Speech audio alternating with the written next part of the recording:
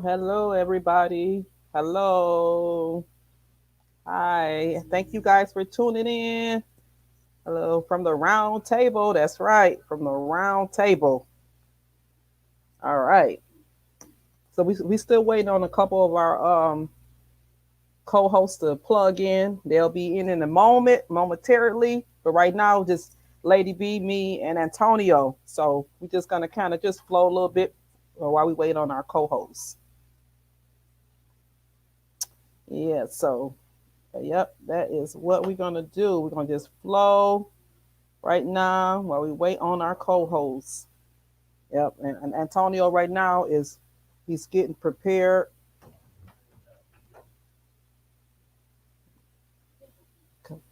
Probably cut your volume up a little bit, but yeah, that's right. So getting it all together now, getting it together.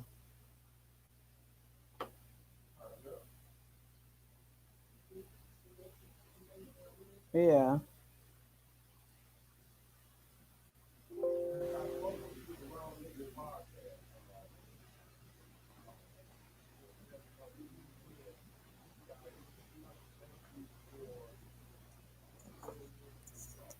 Jersey.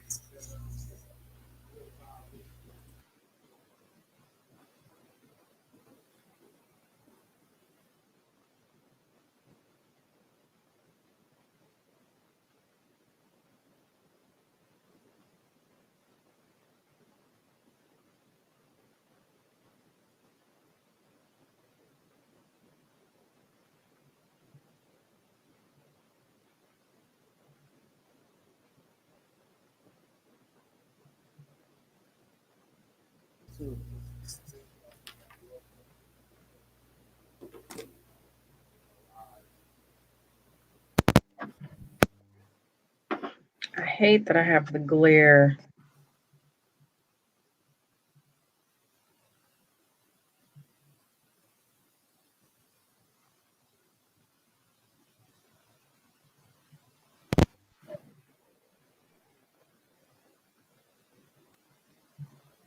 All right, I'm trying to hear you, not through here, but yeah. Can you hear me? Yep, I can hear you, Lovely T. All righty. Can you hear me, Lovely T? I can. Okay. All right. So we just we're just trying to get that worked out. How was your week, Lovely T? It was all right. Yesterday was mad busy doing some work at work, like physical labor work. Oh So wow. today was just totally like max on chill mode, Yeah, How about yourself? I feel you on that. Yes. Yes. I'm telling you. You was moving some things around the office. Yes, Yeah.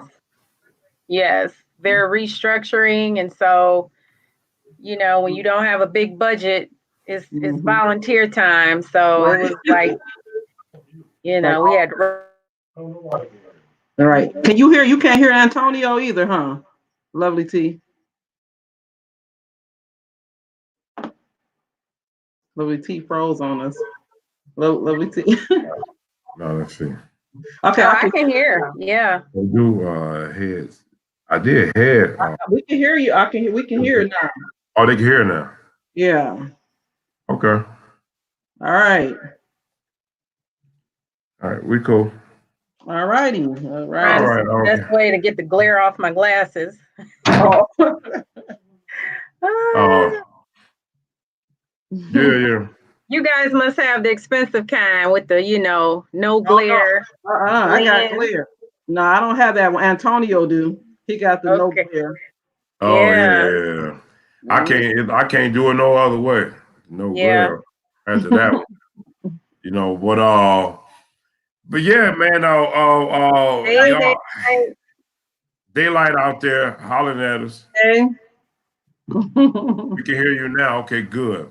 So we can hear everybody now. Yeah, I Yeah, think we talked about how it was the weekend and everything for everyone. yeah, most definitely. Yeah. It's been an interesting time, you Mm. know, about that stimulus, especially that stimulus.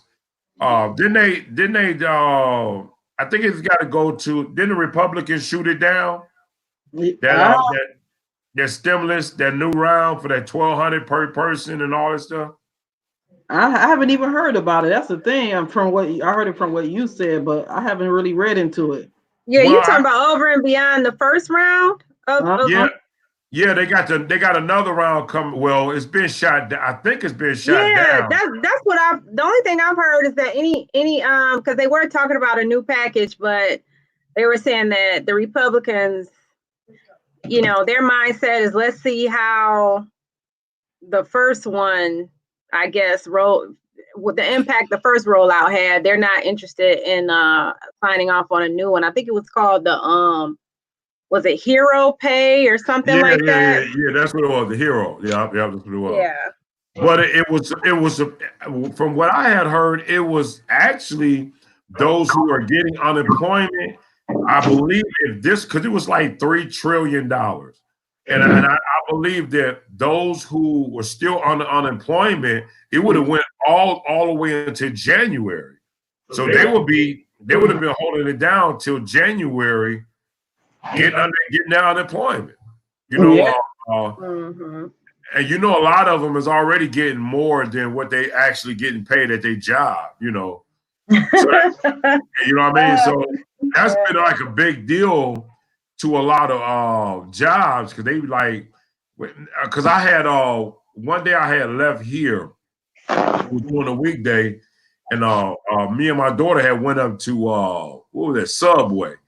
So I was talking to the guy in Subway, and he was telling us that, listen, he said nobody want to come back to work because everybody getting that unemployment. One day I had left. Sorry, guys.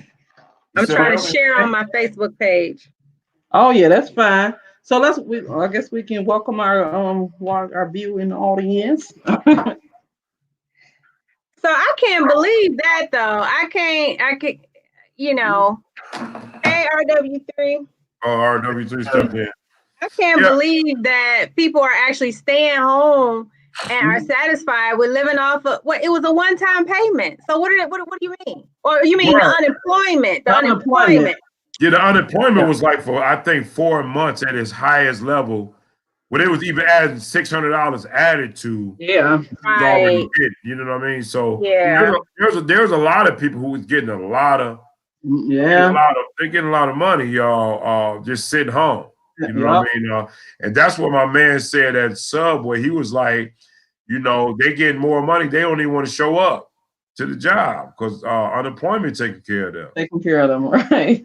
Unemployment. I mean, it's just, but at the same time, I think it's still that fear that, okay, I understand this is over with, but do I actually want to go back to work? And this is the thing that gets me, even though until we get into the topic, we got people actually coming in, guys. Hey, welcome to the Roundtable Podcast, guys. We would love for you guys to stay and chat with us. We definitely want you to leave your comments. We definitely want you to leave comments. We want you to like this, share it. Guys, we're also on YouTube and playing at the same time. Guys, won't you go and subscribe to our page? It's up on the screen right now. You know what I mean? You can see it right now. That's our IG page. That's our Facebook page and our YouTube page. Guys, so go to that. We definitely want you guys to subscribe to, would you please, gracefully so, would you please subscribe to our YouTube page, guys, and like the page so that YouTube will push us out where we can get more people. It'll be more suggestions with us. So please go to the At the Roundtable Podcast official. At the Roundtable Podcast official, and subscribe and like the page. We really, really appreciate if you do that, guys. And also, we want to kind of touch real quick on the our Battle Dome contest. Yes. We have two. We already have two contestants but we're waiting to get more. So that we're asking anybody, if you have any talent, whether it's singing, acting, rapping, modeling, if you guys can send a YouTube link to our email, we're gonna have the email address up. If you guys can send a YouTube video link to that email and send your Cash App, please send your Cash App so that we can pay you. And it has to be 1 minute, no more than 1 minute. That's it. So I don't know, Tony. And you're gonna put up the email? Yes, it's gonna be Battle Dome Contest. Battle Dome Contest at gmail.com. So that we'll put it up so they can see it. But I think she already put it up. I think she put it up already. Right. And then we've been going, and guys, listen, check out the podcast during the week. I've been coming on. I think the last one I came on was Wednesday, just to keep a flow. Guys, we got a hot topic going on. Like that topic is called "What the Hell is Going On?" So, guys, I want you guys to tune in on. I've been coming on Wednesdays, but I'm trying to see a schedule where I could just stay in. Either it's going to be a Friday or Wednesday, but definitely check it. It's the continuation of the Roundtable Podcast, just so we can constantly be in your homes together. You know what I mean? And keeping it, consistent flow. But guys, listen, what is the topic today? Let's get my goodness. Yes, our topic is my friend is dating my daughter. All right, so we're going to be talking about I'm a 48-year-old male, and I just found out that my 25-year-old daughter has been dating my best friend who's 48 years old now for 2 years. How I found out was that one day my job had a training event at a hotel, and I saw them hugged up walking through the hotel lobby. What would you do? What would you do, guys? I mean, your 25-year-old daughter, I know she's over the age of 18 and 21, but that's his best friend. That's his best friend, and they've been best friends for years. So what would y'all do? What would you do, audience? What would y'all do? First, hey, Daylight. I see you say, hey, RW3. Hey, Daylight, Santa, for the shout out. My initial would be clearly I would confront him first, and not for the reasons that the people may think. It's not because, I mean, she's an adult. She can make her own choices. But why wouldn't he communicate that to me?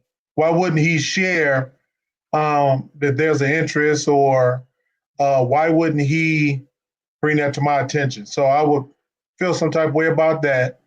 And then of course I would, talk to her as well. So I would approach him, then I would approach her initially just to kind of get an idea why was this kept from me. So would you have approached him when you seen him in the hotel lobby? Oh, no doubt. No doubt. So you would have went up to him. Step to him immediately. I would have took that no good son of a gun, and I would have took him in a car and drove him down the road and pushed him out of the car. That's what I would have done with that nigga. I would have pushed him out of the car.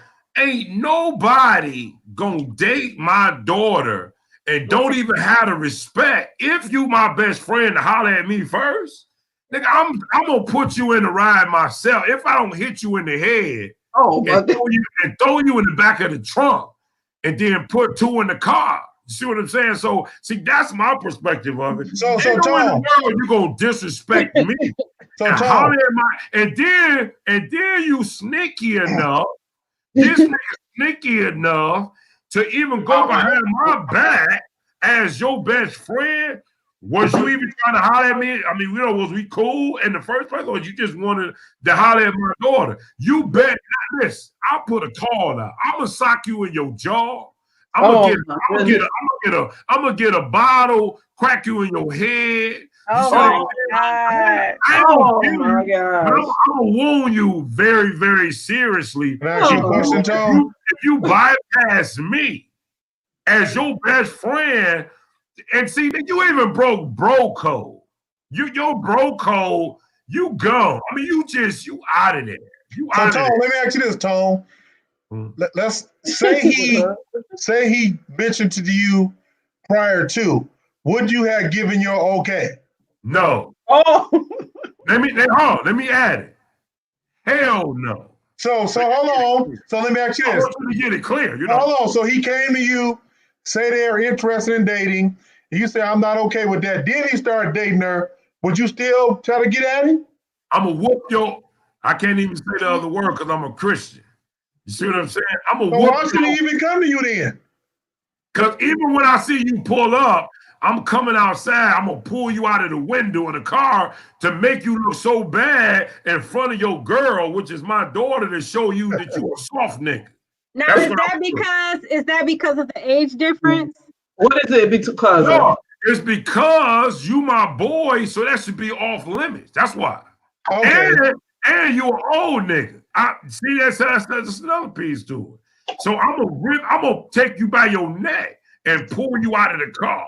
If you don't go, I'm gonna put two in you while you coming out. You see what I'm saying? That's gonna be my so let me ask you this, Tom. So any man that has that age difference with your daughter, would you have conflict beef with? Any man? Hell yeah, I would. Hell yeah. So age does play a factor. Age play a big factor for me. I mean, that's not my daughter, but age play a big because you need to enjoy life. And sometimes I don't know if this old nigga gonna be involved in you enjoying your life and y'all growing together as a couple and in the same peer. So, because sometimes it could be on both sides.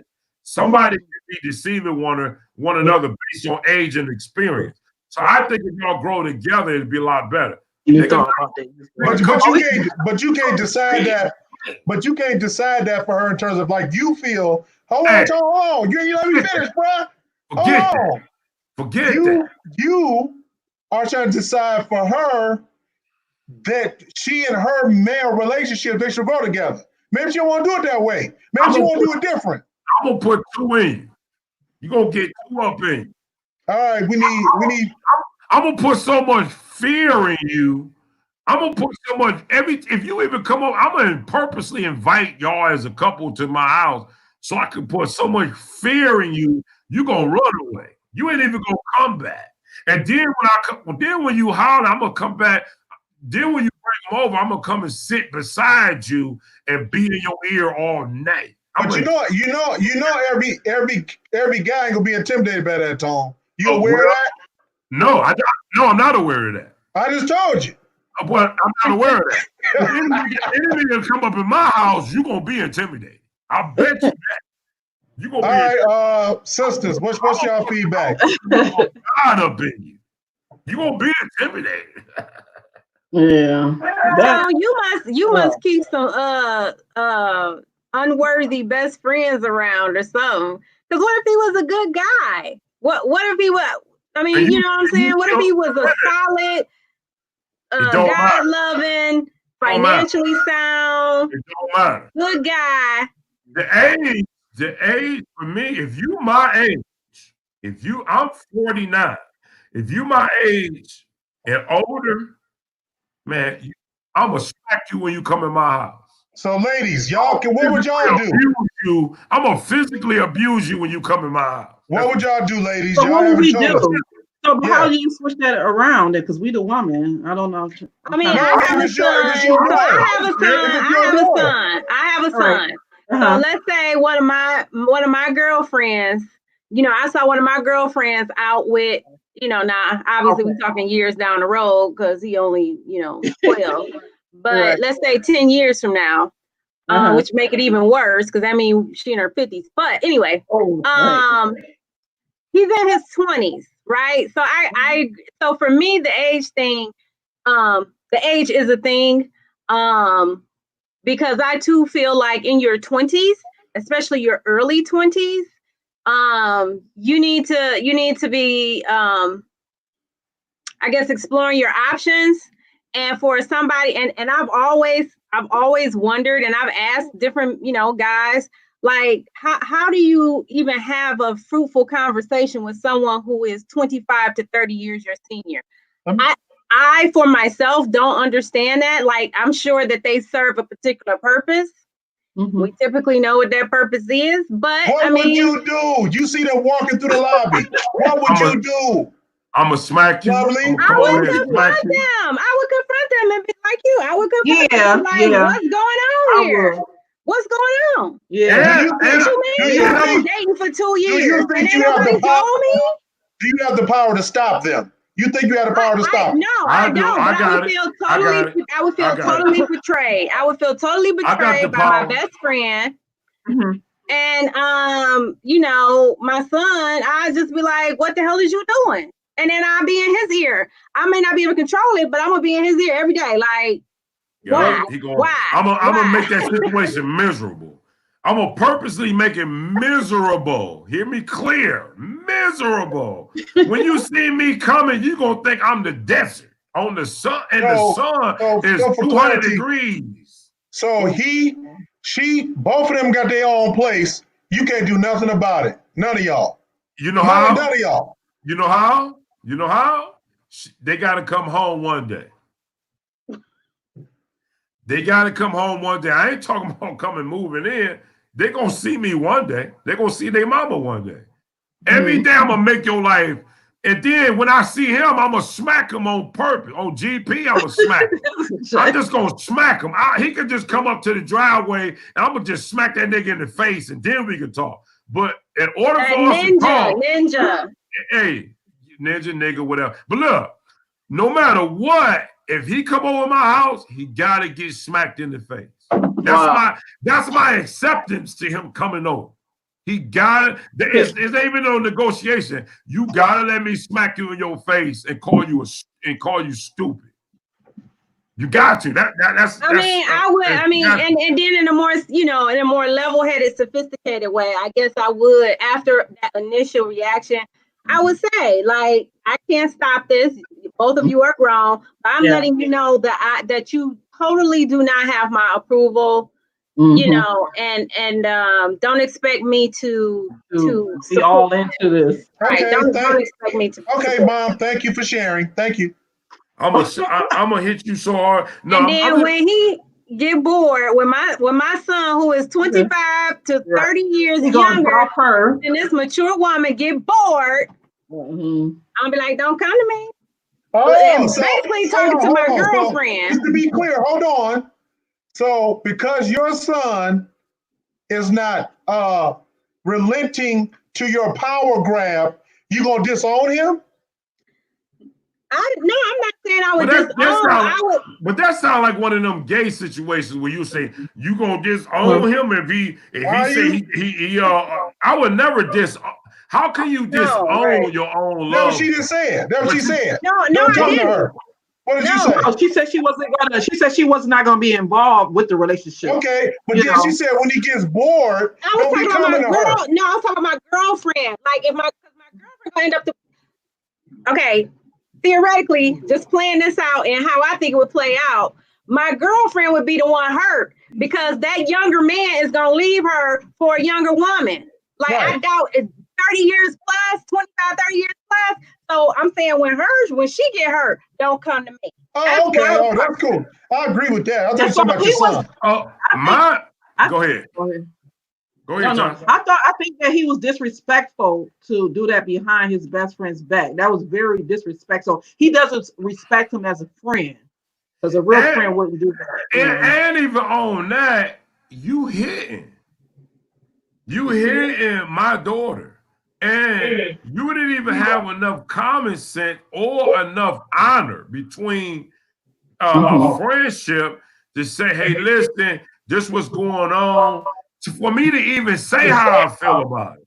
Because even though you come to me, don't mean I'm going to agree with you. 9 times out of 10, I'm going to say, You know, are you smoking crack? I mean, what you doing? I mean, I don't know. Because why you got ups on my daughter? I mean, what's up? Yeah. You been plotting her out? You So know what I mean? RW3, after you have your conversation with the couple at the hotel, like when he call you up and be like, "Hey man," you mean like would you still be able to maintain a friendship with him knowing that he did that? No. You ain't got no choice if you're going to accept the relationship. No, I can't control it. So I'm gonna tell them how I feel, like you said, lovely T. Communicate, you know, and then that's it. I mean, but you're gonna have to get along with him if it's going to respect. Why? If it's going to respect the relationship between you and your daughter. Hold on, wait a minute. No. If you go listen to it, let me say it.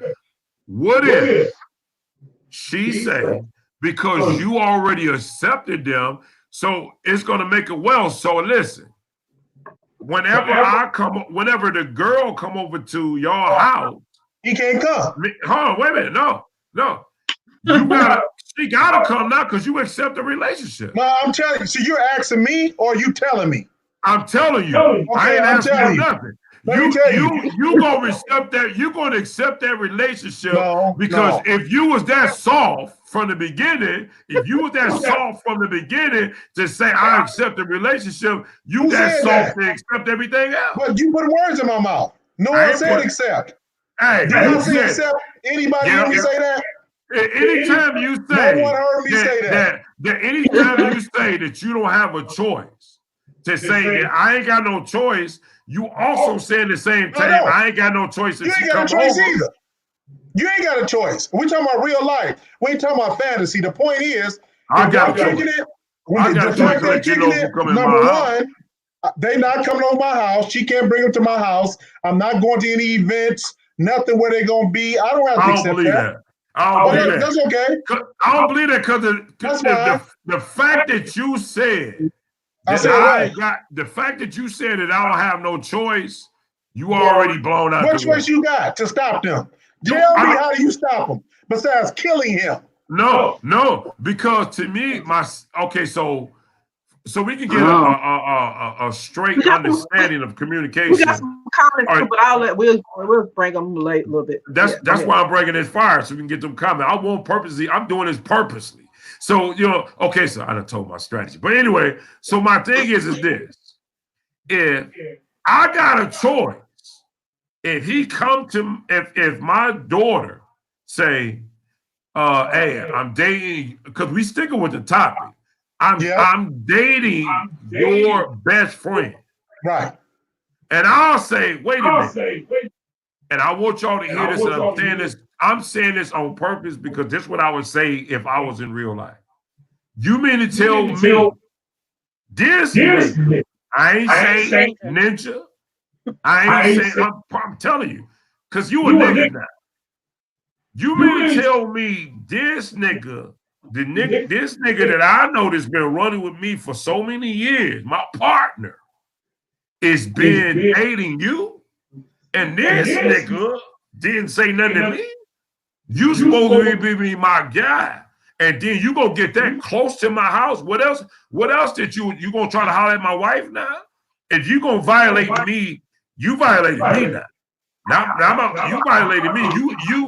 You what is that word? You infiltrated into the place that's sacred to me and got to somebody that's supposed to be sacred to me, my daughter, and y'all been talking and God knows what else. You better start walking because I'm going to slam. We're going to fight that same day. Okay, now, I'm going to say, y'all fight. Whether we don't fight no more after that day, I'm going to swing on it. Okay, y'all fight. He leaves. Since they've been doing it for 10 years, they've been together for 2 years. So they're going to be together. So after you fight them, then what you going to do to stop it? Let me tell you what I'm going to do. I'm going to shut down the doors to any relationship. Because at the same time, it's going to take God to get me into a place where I can heal from that. So until then, I'm gonna be, you don't even want to know that guy. I'm gonna be honest. And I think it depends on the kind of. Oh, you wanted to do the comments. Go ahead, Lady B. I'm sorry. Okay, Catherine said if they have been together for 2 years, We- they are Let- happy. your We can't hear sound- you. We your can't hear sound. you. It's worse. We can't hear you. Well, until she get herself. Okay, so Catherine said, if they have been together for 2 years and they are happy with each other, you can't be mad at him. He is not related to you. She is. They both need to sit down and talk to you. They are both adults. I'm gonna tell you like this. I don't even look at it that way to the fact that if we boys, we've been on the phone, we've been hanging out, and you mean to tell me we ain't boys enough for you to tell me or to even say, hey, listen, I'm interested in your daughter for me to tell you no and why? Because see, this is the thing.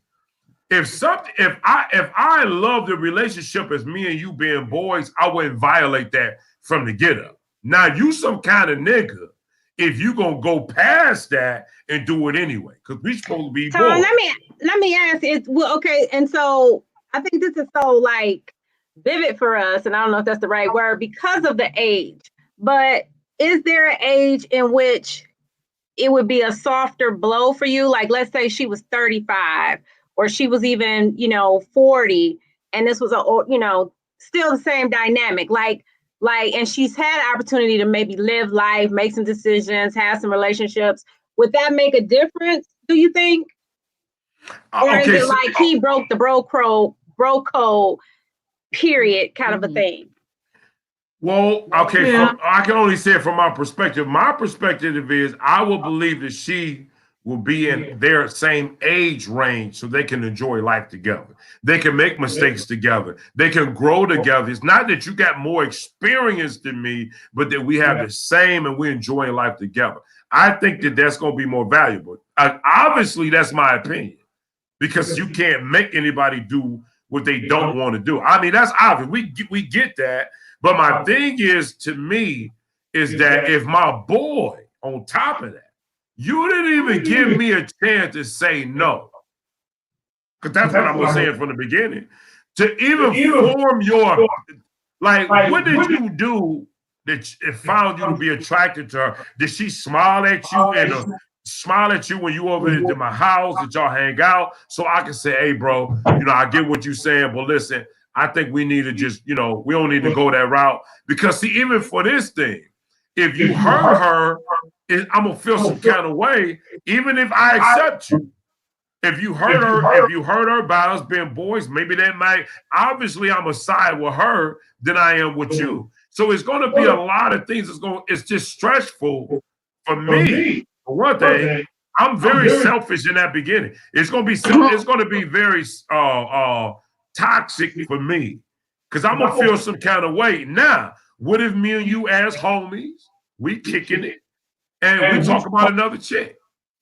I know you dating my daughter. Nigga, I don't want to hear nothing come out your mouth.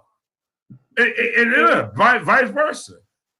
I don't even want to hear you say anything about another female because you dating my daughter. So I'm going to feel some kind of way. So it's already a toxic relationship in terms of What would you do? What would you do? I told you, I'm going to whoop your aunt. I'm going to whoop your aunt. I'm going to whoop your aunt. So you already know what I'm going to do. I'm going at you. In the middle of the street. The first time, even if we become cool afterward, but even if you want mine, but I'm swinging on you, and we're gonna find out who whoop who's. And but you gonna get stronger. Let me throw this out here, though. I don't care if we in a restaurant. I'm swinging on that nigga. And let me throw this out here, just for the public consumption. I don't think, like you're saying, what you'll do. I think for the mere fact that he made that decision and been doing it for 2 years, he has zero concern about your threats because he's doing it. Because if he was concerned, he'd have thought about it before and not did it. But it's gonna mess the thing that's called. See, this is the thing that men don't realize.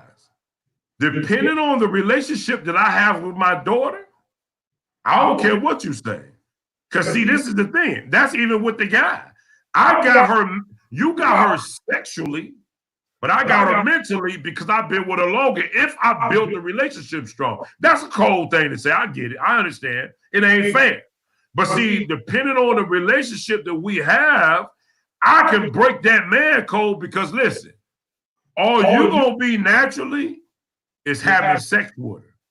And see, that's the thing. That's the difference between the sex game and the mental game. So my thing is that if you got her stronger, then 9 times out of 10, you can take her away. But as soon as you mess up, she gonna come home. Right. And see, that's when it come back to me. See, so my thing is, if me and my wife is together on that, it don't matter what you say. Because listen, okay, let me break it down. There's a guy and there's a girl that's online now. I'm not gonna give them the YouTube hookups, but listen, that they didn't date for almost, they dated, but they were sneaking dating, and they did this for almost, I would say, half of their life, because the girl she didn't want to break her family value to some degree. You know, she didn't want her mother and father to know. So it messed the guy up when he started dating other women. They end up getting back together because they only end up getting back together because the mother and father was finally cool with it. But until then, it messed the guy straight up. He couldn't even date her fully because she couldn't leave at a certain time. So what I'm saying, it depends on how much family involvement is there that is going to make the female say, hey, I hear you, but see, I'm straight with this. So there is an influence whether you believe it or not. There's a big influence depending on the ties to the relationship of the mother and father. If it ain't love, then they'll go with you. And I got to accept it. But that's another story. I just think for the best friend, I mean, I 100% agree with you in terms of like, even like, where am I placing the anger? Who am I most upset with? You know, I guess, you know, for me, it would be the friend, because again, the friend is supposed to be on your level. It's supposed to be right. You know what I mean? Like, you expect a child to do childish things. Right. And make poor decisions. And then it's like, how long you been looking at my daughter or my son? You know what I'm saying? Like, she was what, 16, 17? Like, how long? You know, like, it would just really destroy the trust that I have with my best friend. That's right. What you see, that's the thing. That's what I'm tripping on. You said 2 years. So if you were my friend, 9 times out of 10, for us to call, we might have been friends for 10 years. You mean to tell me y'all been checking each other out for 2 years, and you didn't even come to me to say, hey, listen, am I tripping for liking your daughter? So I can tell you. Okay, because she's 25. They've been dating for 2 years, so that takes it back to 23. And so how long? So what? She was 20, 21 when he was checking her out. Yeah, like, okay, she was over 18. But how do you know? But you know. Like for years. How but long you don't. You don't know. But listen, you telling me you don't have loyalty. That's what you're telling me right now. You're right. You're saying, so he does. We have it. He does. Y'all don't. I'm with you, Tone. So if I kick you, then you just got that coming. If you can be that cold with me, I'm gonna be that cold. We're on the same page, though. I'm with you. I'm gonna whoop you. There's no loyalty. You just saying your approach, RW3, would be a little different than Tone's. What I'm saying, though, me and Tone agree that in terms of the bro code, and like me and Tone, for years we've been cool. Nothing ever crossed my mind about nobody in his household at any point. God's my witness, ever. Ever. So me and him agree under no circumstances, for nothing. Nobody can pay me. So I'm with him on that. So what I'm saying to how I would deal with person, we cut off and I'm going to approach him. It depends on how he responds. If he kind of like, depends on how he responds. Because I don't want to do something that can escalate and get me locked up, and they're going to be seeing each other anyway. So I don't want to do something that'll really, because I think I'll be enraged. Especially if he coming off disrespectful and being dismissive. I mean, that'll really escalate the situation. So I don't want to get locked up. Lady B, what would you do? I know I heard you say you wouldn't approve, but what would you do? I mean, like I'm saying, if I was if I had my best friend and then my son, because of course I have a son, but right now he's real young right now. But I seen him with my best friend that's my age. I would be like, oh, I would be kind of like this. No, I would be upset. I would most definitely would. If I seen him coming out the hotel, oh yeah, I was like, oh no, we're having a conversation. Oh yes. So nah, most definitely not. Mm-mm. I don't think well, I guess the one person who commented and said they are both grown and they need to sit down and talk to you, I guess they would be okay. And I'm just saying, we all agree on this issue. I don't really see we might differ on how we would approach the level of anger we would demonstrate, but I don't think any of us would disagree that we would certainly confront the folks and just be like, this is not right. Mm-hmm. But here's the thing, though. We talking 2 years, and me and you boys.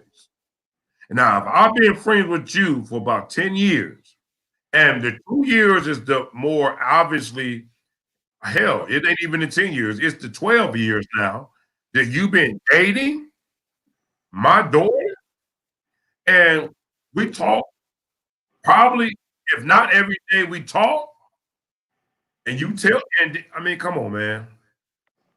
That to me is some like underlining issues that we have as you as a person, because you that kind of guy that you don't trust our relationship enough to say, and just to get the respect from the relationship to say now I don't know if this is prejudice.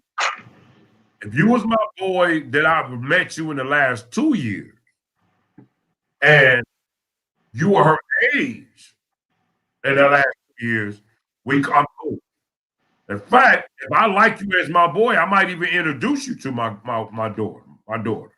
Because I like you that much to say, okay, this is a 1 in a million chance. Hey man, hey, because y'all say, man, I want to introduce you to my daughter because I think I would do that.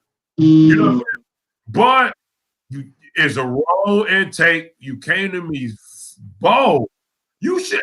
I'll even understand my daughter quicker than I understand my guy, because I know that my daughter, she caught up in her emotions. She a girl. I get that, but she love. But you've been seeing me, homie, and I know. I almost, not to some degree, but I get what you thinking because we part.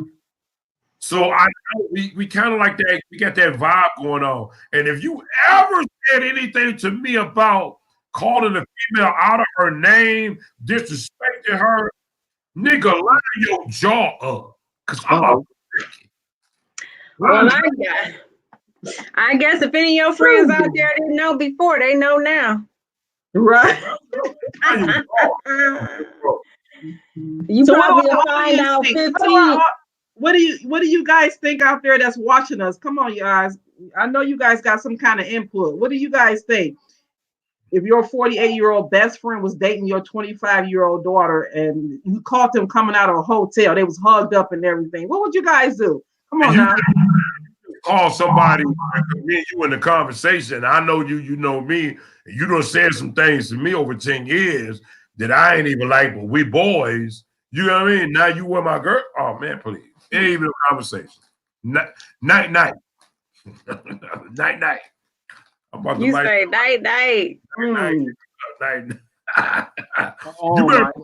You better put me on. We got a comment. We do. What is it, y'all? Tony, if you have been friends, Tony Love speaks. Thanks, Tony Love. If you have been friends for 10 plus years and they are dating your child at 25, that means that they were around when your child was 15, old, or younger. Not so would it be right to think that they were interested when your child was younger. All y'all said that before that they might have been looking at it before they were 18, which I don't agree with that, but I know Tone and Lovely T was saying that. Well, it would cross my mind, right, Tom? Like, yeah. I'm not saying it's a definite, but it's like, again, if they were dating for 2 years, that means she was at minimum 21 when something hit off. You figure there had to be some you just made that up. You made that up. Lovely T. You just made that up. Okay, what? Did I do the wrong math? She was 22? No, 23. 25. She's 25 now. Okay, she's 23. Okay. Listen, all right. Put this on it and make it thicker. If me and you boys, even beside my own wife, you done told me something that in some way I agree with in my mind. I may not say it so my wife can hear it. You might say something that would go against what my wife believes, her morals. In 10 years, you done told me something, and I'm going to always remember that if you trying to holler at my daughter. I'm going to know what kind of guy you is more than she is, because 10 years, we done develop a relationship that I know you. Because you think almost like I do. That's going to make you more perverted. Because I'm thinking freaky and nasty, and you agree with me? You said Tone. Did you say perverted? You said pervert. Huh? You said perverted. I agree. I mean, perverted. I mean, yeah, perverted is, if you look at the definition of perverted, what it really means.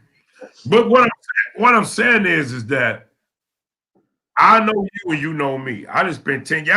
I done spent 10 years with you, buddy. That I know you more than you know. You get what I'm saying? So I know what's going on in your intimate thoughts. Because we done spent 10 years together as homies. Right. So if you listening to him tell you stories about how he did this girl or that girl or whatever the case may be, and now now he got the daughter. Right. I'm gonna be stressed out. We got somebody else. So now your daughter gonna get it. Huh? Now the daughter gonna get all the stuff he said for 10 years. Now she gonna get it. Now she gonna get it, and we talked about it. Right. How you think I'm gonna feel? The game over now. I didn't expect that in this game. You know what I mean? I didn't want to play those rules. You know what I'm saying? So, I mean, I know you over there hurting my daughter every night. I mean, come on. You know what I mean? You beating my daughter up. Goodness. She coming to the house. She's so happy coming to the house. But I know why. Oh, no, nigga, you got to go. Well, but if you would be willing to introduce a guy, like you said, that's close to her age, he still might be doing that, I'm cool with that because of the age. I'm cool with that. I'm cool with that. The age thing seems like a bigger factor than the bro code thing. It does. To me, it does. Okay. Because I don't. Now, if we talk the same language and you her age, you don't need to be with my daughter because you dirty. You're dirty. So Donovan said, at the end of the day, the best friend is a creep. Isn't Donovan the one that did the what's happened shooting? Yeah. What's up, Donovan? Donovan said the best friend is a creep. Right. Exactly. He's seeing what I'm seeing. Your best friend is a creep. Donovan, shout out to you, Donovan. That's my nephew. So shout out to you. You're great. You're great, especially if we done had a 10-year relationship and we done said things on the phone and we didn't think nobody was gonna hear. Now I know you and you dating my daughter. Oh, you can listen. Line your chin up. Make sure it's in the light. Make sure it's really in the light. So when I swing on it, you can't say that. I'm gonna try to break it. Well, what if he like, I know you're gonna be upset, but I love your daughter. It ain't nothing you could do about it. You could beat me up, you could do this, you could do that, but I love your daughter. You beat him up, and then you see he's still around, he's still, you know what I'm saying? Do you think you would give it room after you have your initial beating? I'm gonna be honest. Tony Love says real quick. Uh-huh. Tony Love says yes, a creep! Explanation point. Plus, there's a chance the friend has children the same age. That's right. See, shout out to you. Shout out to you. You respect the game. You understand. Listen, I tease my daughter about that all the time. I said, you know what? How would you feel about you having a stepmom younger than you? She be flipping out. And the same age. The same. Yeah. And it's done every day. I mean, men more than women, you know what I'm saying? Not men more than women. Not men more than women. No. Men more than women. Women are terrible with that. But go ahead. Men more than women. 30 years younger. But you can't say that All the time. It's the cougar age. Cougar. But this is the cougar generation. Yeah, that's true. This is the reason why you can't. Man been doing it. The same man that's doing it, the same girl is accepting it. So it's like it had to be even flow then. If it's men doing it, women accepting it. You know what I mean? But what if that woman is your daughter? I mean, now in the view of your daughter, you see her as impressionable, vulnerable, you know, in her emotions. These other women, you can put those same labels on these other women, like I said, that they're either trying to come up, they hungry, maybe they have some type of void, and here come this man old enough to be their daddy.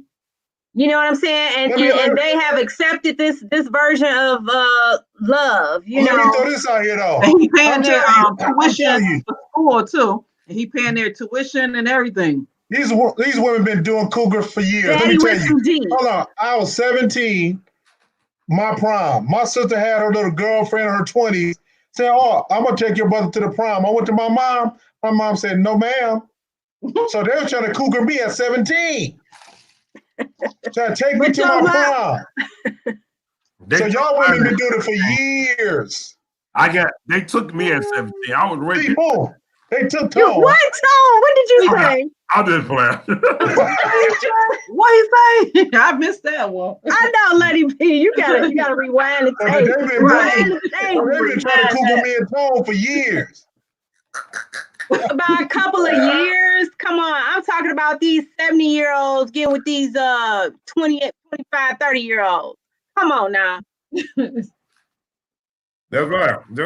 I mean, it is what it is, you know. 50-year-olds, 60-year-olds getting with these 20-year-olds. Oh, but let me tell you this.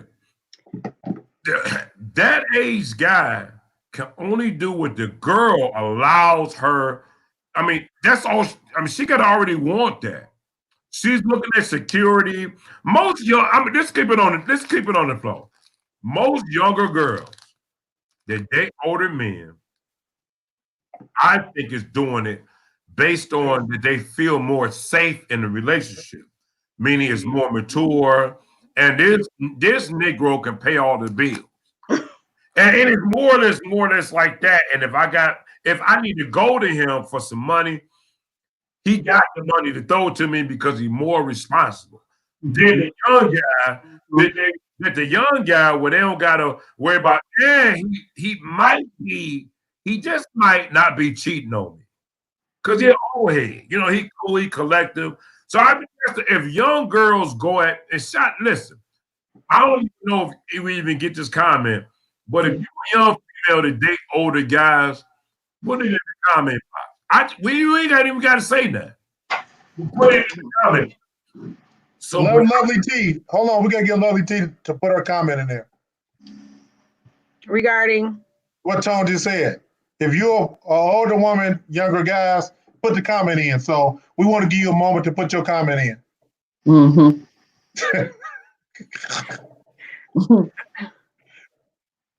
You put it, I don't see your comment in, Lovely T. I don't have one. Oh. I mean, because it is what it is. You a young female, you looking for security. Depending on the hood you come out of, you looking for security. And if this older guy talking all the right stuff, and he don't look like he gonna kill me or break my neck, maybe I'll listen to what he's saying just so I can get to where I need to go. And sometimes they be using you too, because they ain't trying to get out relationship. They try to get where they need to go before they get out of that. You see what I mean? And if you fit that bill, hey, you fit that bill. So they sometimes be playing the old head, and the old head think they doing their plan. Mm. Yeah, I mean, you see what I'm saying? Well, I just think I'm not, I'm not saying that there's no opportunity for two people with that large of an age gap to work. I just think the probability of them being able to find commonality between them it's just the probability is just not there. It's not impossible, right. but improbable, yes. But guess what? You have to allow them to be in a relationship to know if that's gonna work or not.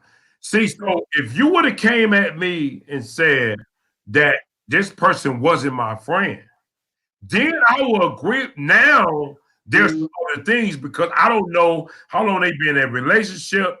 Now I have less control because I don't know this cat.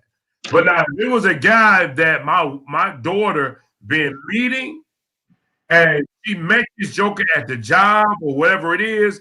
He an older cat. Then guess what? I get less conversation in the game, and guess what? I might just go with it because I don't know this guy. So now I could just be on my daughter saying, "Hey, this is what I need you to watch for in that relationship. In your relationship, I need you to watch for these times." Now I'm gonna make sure I educate her in the type of relationship that she could be in. You know what I mean? Because it could be that type of deal, experience versus non-experience. I mean, I'm an older guy with experience. You're a young female with less experience, so I can run game on you. So I would make sure that I'm accepted to that relationship so that I can speak game to her. It ain't for, it's not for because I like the relationship because I pretty much probably don't. But I'm not gonna put a wall where it makes her go away from me. The more that she come closer to me, so I can speak game into her ear about the old nigga in this relationship. Right. Wow. Hey, if you on this page, I'm talking to my guy. You better be up on game. Listen to what I'm saying. I'm talking to the guy on my face. I don't know who watching right now, even if it's the women, but you better be up on game and you better understand. And listen, if you gotta play the mode that you is that person that you don't like the relationship, but you just want to make sure you don't hate on the relationship, cut you off. Meaning your daughter or your son, you don't want them to cut you off. So you gotta play some game, even if you don't like it, so that you can be another second voice in that person's ear. That's the only way you're gonna be in that relationship. Listen, don't ever cut them off. Even if you gotta fake like you like the relationship, so that you can be next to that person and spit game in their ear, because they gonna respect your game like they respect. And you got enough experience in that relationship to know what's gonna happen, but maybe you don't. So they'll cut you off. That is what you want. That is what you want to do. Whether it be your daughter, whether it be your son, whatever you got to do. You might have to go in the bedroom and scream and yell, wow, but don't break the relationship so that you can be able to spit game in necessary times, and over time they'll trust you. Because at the first time they're gonna build a wall up. Maybe like I already know he got something against this relationship because y'all they the same age. He might get his hit game on, her or him. They might get their hit game on. Hey, look, in every war there's some sacrifices, some losses. You know what I'm saying? So maybe you may lose that. You may lose the. What does they say? You may lose the. You might win some, you lose some. I don't know if that's. You may lose the. Somebody comment. What did that mean? But you're not gonna lose the war or something. You may use the war, but I forgot what it was. You may have lost the battle, but something about the war. Exactly. You may lose the battle in this one, but you might not lose the war because you still an earpiece so that you can kick game, you can spit game. I don't like what's going on. I hate it, in fact. But when I step in front of you, when y'all have something, I'm putting that fake reality on just so I can spit game. Now, he may be a genuine guy. And that's what it's going to take. And that may take some years to know that he's genuine based on that he's still there. And he ain't cheating in a relationship, that this guy may be a genuine guy, or that girl may be a genuine person, but you gotta I don't believe that you're gonna see that at first steps. You're not gonna know that because your mindset gonna be, I got a wall up, only the fact that we best friends. My wall already up, and you didn't even tell me. Hey, yeah, that's the battle. Yeah. If you want to get me in some spot, I'm talking to my own kids. If you want to get me in some spot, then that's the way to get me. Because that's a hard attack right there. That you keep your daughter and you get to hate them at the same time. That's a hard spot. Because you can't do both. It's gonna be some faking and shaking in that, or you just gonna be too real of a guy to tell this guy, hey, buddy, get up. You know what I'm saying? In front of her, where she might, you might lose her too at the same time. So, I mean, it is what it is. But I mean, sometimes people need to make their own mistakes so they can learn and experience life. Guys, about that. Comment on that. Yes, leave a comment, guys. Yes. I see you on. Right? Comment. Yes. Think about that. Would you be disrespectful or respectful because it's your daughter? That, what would you be? You know what? I only want to hear two words. Would you be respectful of the relationship or disrespectful? So I'm going to make it easy for y'all. So I want people to comment, and all I want you to say, I see people right now that's on our live. Just we don't got to know who you is. Just type in, would you be respectful or disrespectful? Hey, do it right now for me. Would you be respectful or disrespectful of a relationship that you and your homie have, but your homie turn and start trying to holler at your daughter, knowing how old you are at this time? Obviously your daughter be legal, whatever it is. If she's 18, if she's 25, would you be respectful or disrespectful? Okay, we got Donathan. Disrespectful. And that's what's up. See, I will be disrespectful, and I'm just gonna keep it 100. So now, what would you be, guys? Come on, I want y'all to comment. Please let me know.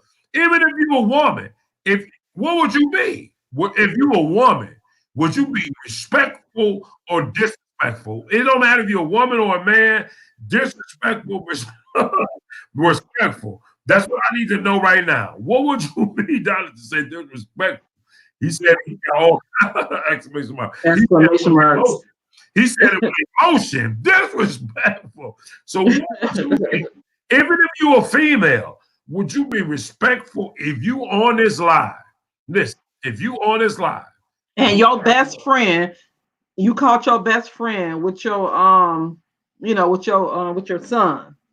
It's for the women. That's for the women out. That's for the women out there. If you caught your best friend that's your age with your young 25-year-old son, would that be disrespectful? And she didn't even tell you. Would that be disrespectful or respectful? Yeah, we just want to know what would you think? I already understand. Once you have a daughter, you done had that daughter, you live with that daughter, you become emotionally entangled with her. Now I'm gonna say something, and it's a little, and I think it's a difference between men and women, because some women would feel the same way about their sons, where the women, they feel some way about their daughters, because this no matter how much she cuts you out, I'm talking about your daughter, whatever it is, that's still your daughter, that's your baby. You see what I mean? Y'all got you connected. Well, you want to make sure that everything goes right with her because she's your daughter. And have this guy step in, and there's somebody that and y'all done had conversation on the phone. Well, you know what kind of guy he is. What would you do? Come on now. What would you do. You know right. better if you know the way I know, it wouldn't even look good. All right. Awesome.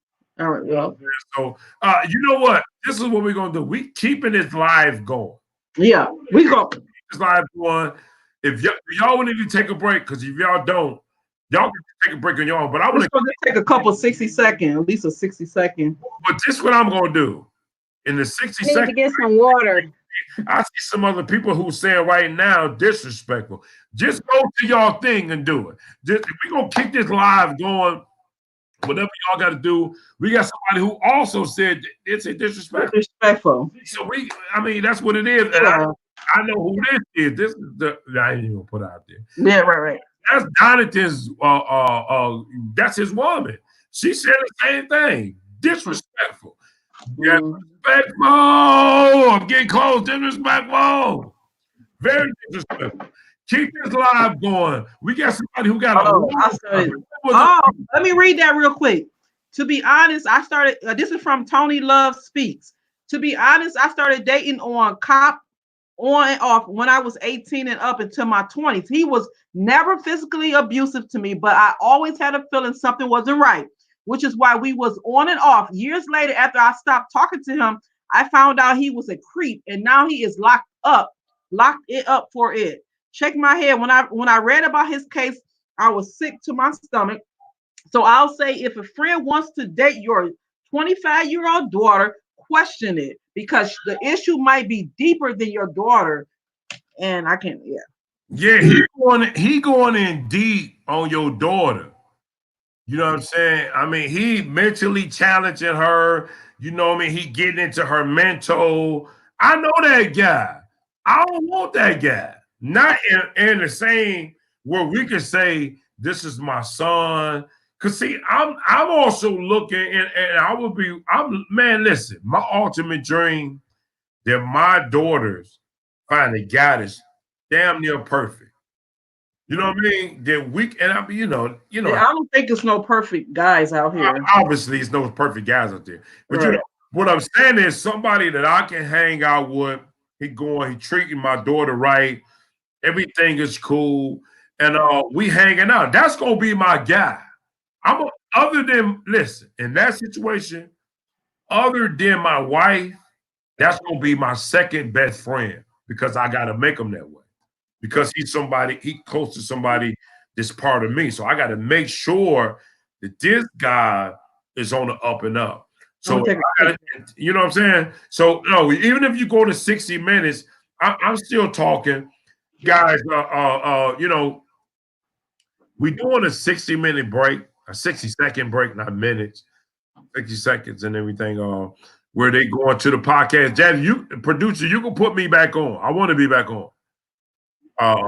Put me back on so I can be back into the live. So, guys, listen, all I'm saying is this. What would you do? You know what I mean? And I'm not trying to make it where I'm putting you in a position where you have to put aside your daughter differences. But if you had a best friend and that best friend wanted your daughter, that's legal age. She legal age, 25, whatever, depending on how old you are. But whatever age ram you're in at this time, and, she is legal, but at the same time, your boy trying to holler. You already know the answer to that. And guys, listen, even I put past that, holler, you can reach out to us during the weekdays. You know what I mean? During the weekdays, I'm looking at a Wednesday or a Friday where, the podcast where I'm coming on by myself and I'm talking to you. It's whatever you guys want to talk about. I have been talking about the two cases that's happened in Atlanta and in Louisville about, these two black, whether it's female or guy, has been shot and killed. Just the fact that they've been shot and killed is one thing, but at the same time that it is for a non-justification. There's no justification to why you would pull the trigger and kill these black people. That's what I talk about. Either it's going to be a Wednesday. I've been coming on Wednesday. You know what I mean? My next time that I come on, my conversations might be on Friday. And I want to know what you think. Because, see, guys, listen, what I'm seeing right now, there's a lot of bull crap that's going on, and our black people is paying for it. They paying for it. They're paying for it because they think that they can get away with it. And it's going to come a time when black people got to wake up. I'm not telling you, well, you read it to how you want to read it. But I'm telling you is that listen, we got to stand up as a people. We got to stop going against each other. We got to start helping one another, because when we helping one another, we begin to build a stronger bond. I don't care what you say. America is never going to be the same. You got to understand that. America is never going to be the same. Listen, you got to tune in. You never going to be the same. You can think you are. It's never going to be the same, because it's going to be people now. Listen, I can't tell all my business. I was going to tell you something. You don't need to hear that. But keep your mask on. When you go outside, black folks, I'm talking to you, keep your mask on. You know what I'm saying? You know what I mean? Keep your mask on when you out here, but they looking at us, black folks. They looking at, they coming against us. You know what I mean? We got two back. Right. But guys, listen, I'm coming on. It's still a round table. It's going to be Wednesday or Friday. I'm coming on. I'm gonna come on because we want to push the podcast a little farther and make it happen. Don't forget, we want them to also to be able to go to we got a website for the Roundtable Podcast Official, so they can go there and add their for the contest that we have for the Battle Dome contest. You can go on www.roundtablepodcastofficial.com and you can enter all your information for. It's going to give you all the information for sending us your video link to your YouTube channel, what is needed to enter into this contest. So we need you guys to go to our website. If you know anybody that want to make up to $100, come on now. I know some of you guys know somebody that can sing, that can act, that can model, that can rap. Come on now. So go on our website, check it out. And guys, that's what we're saying now. Listen. We do have, and that's called get your money bag on. We giving you money. We're putting money in your hand. All you have to do is go follow the directions. If you can, like Lady B said, if you know how to act, if you know how to sing, if you know how to rap, we gonna put money in your pocket. Tell somebody who knows somebody so that we can put money in their pocket. And I know y'all know somebody who can sing.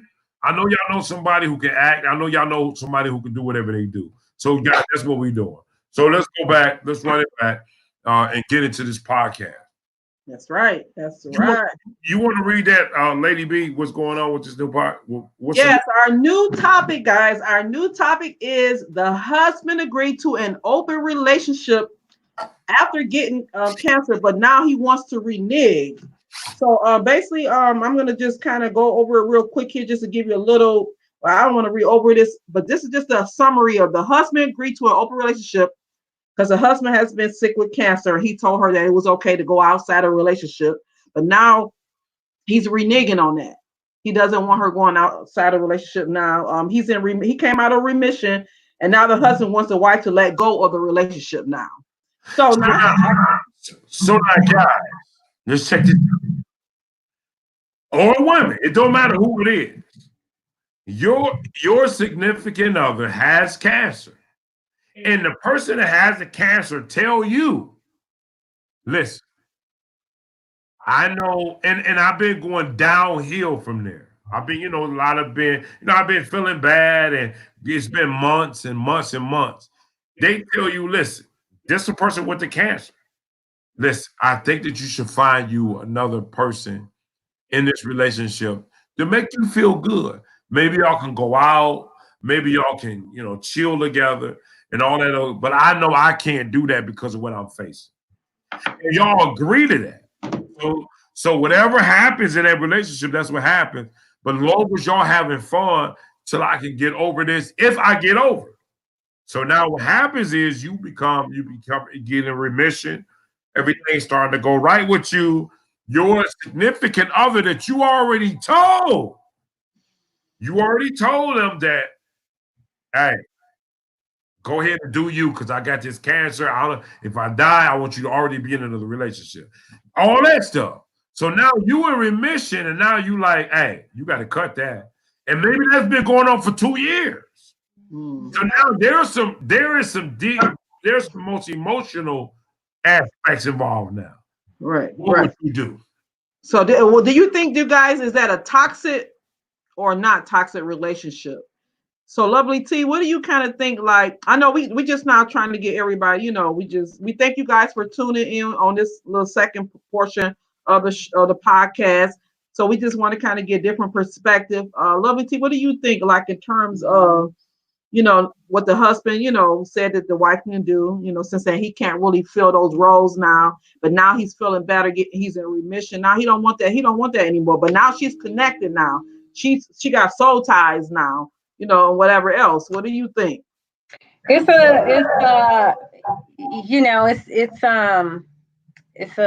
a difficult layered situation. I actually know of people in that dynamic where, and they were older, and I hate to say word. The wife was they were like at least in their 60s, maybe 70s even.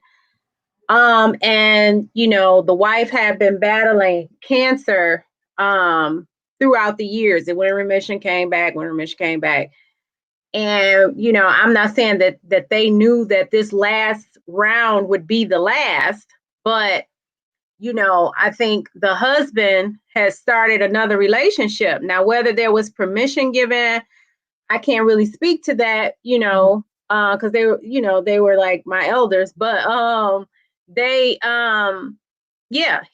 had a relationship, because she could not do obviously a lot of the companionship type things. He loved his wife.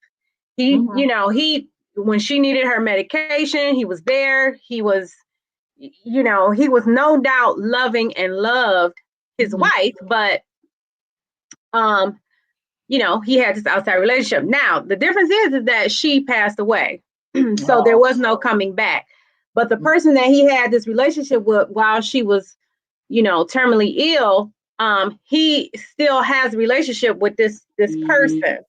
So that situation kind of worked out for them, So I say that to say, like, I don't think that it's uncommon. If you even think about the movie, and I'm dating myself, but with Angela Bassett, where she burning the guy's clothes, her and the guy Wesley Snipes, they had a scene where he was saying how he was married, but his wife had cancer. Now they didn't decide to have sex, but they did sleep with each other in the bed.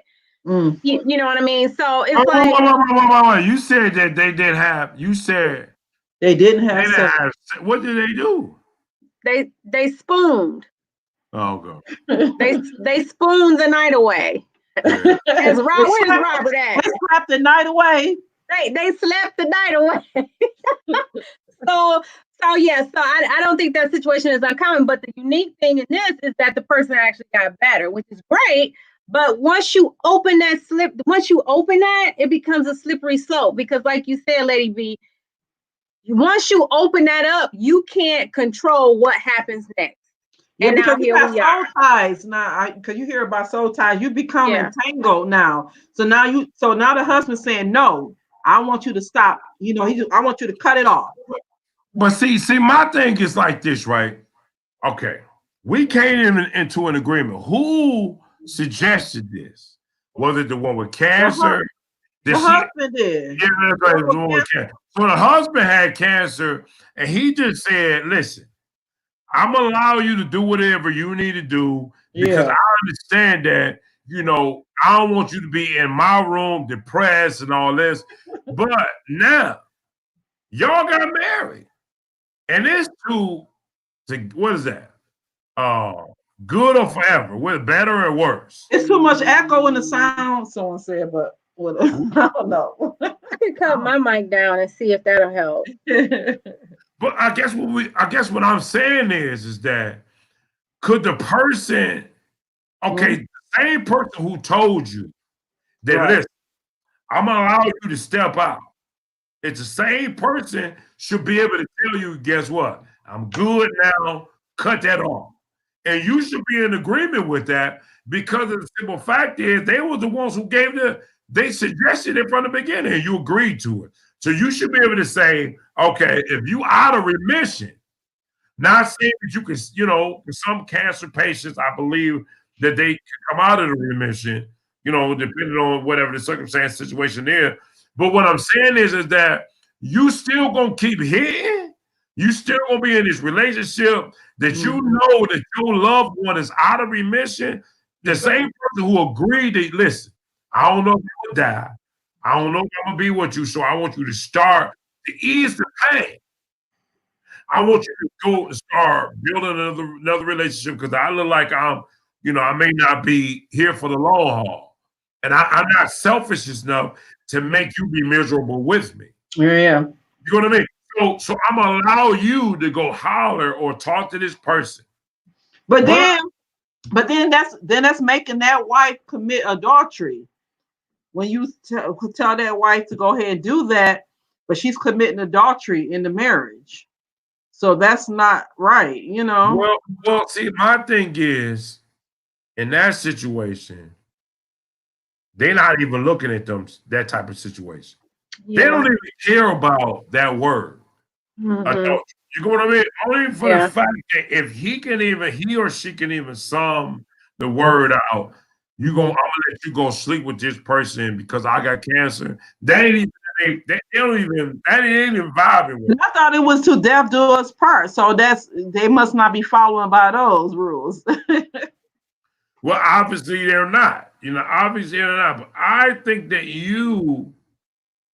I think that the person on the other side of that, they bow. The fact that you will agree with her, she's only thinking he or she thinking in an emotional state. What's going to happen to them, or it could happen to them, and I want you just to be happy. But the other person on the other side, meaning the person that they saying that to, you should be man or woman enough to say, no, I'm cool. I don't even want to talk about that. You know what I mean? You should be just thinking about getting healed, getting well. So that's not going to even be my conversation. So listen. I mean, but that seems so like in a perfect world, though. I mean, like I don't disagree, but the reality is that a lot of people, you're not really sure what you're going to do until you're in that situation. And I mean, even for me, like if I think about being in a situation, like, would I be able to guilt-free go outside of my marriage just because that person is sick and comfortably start something else?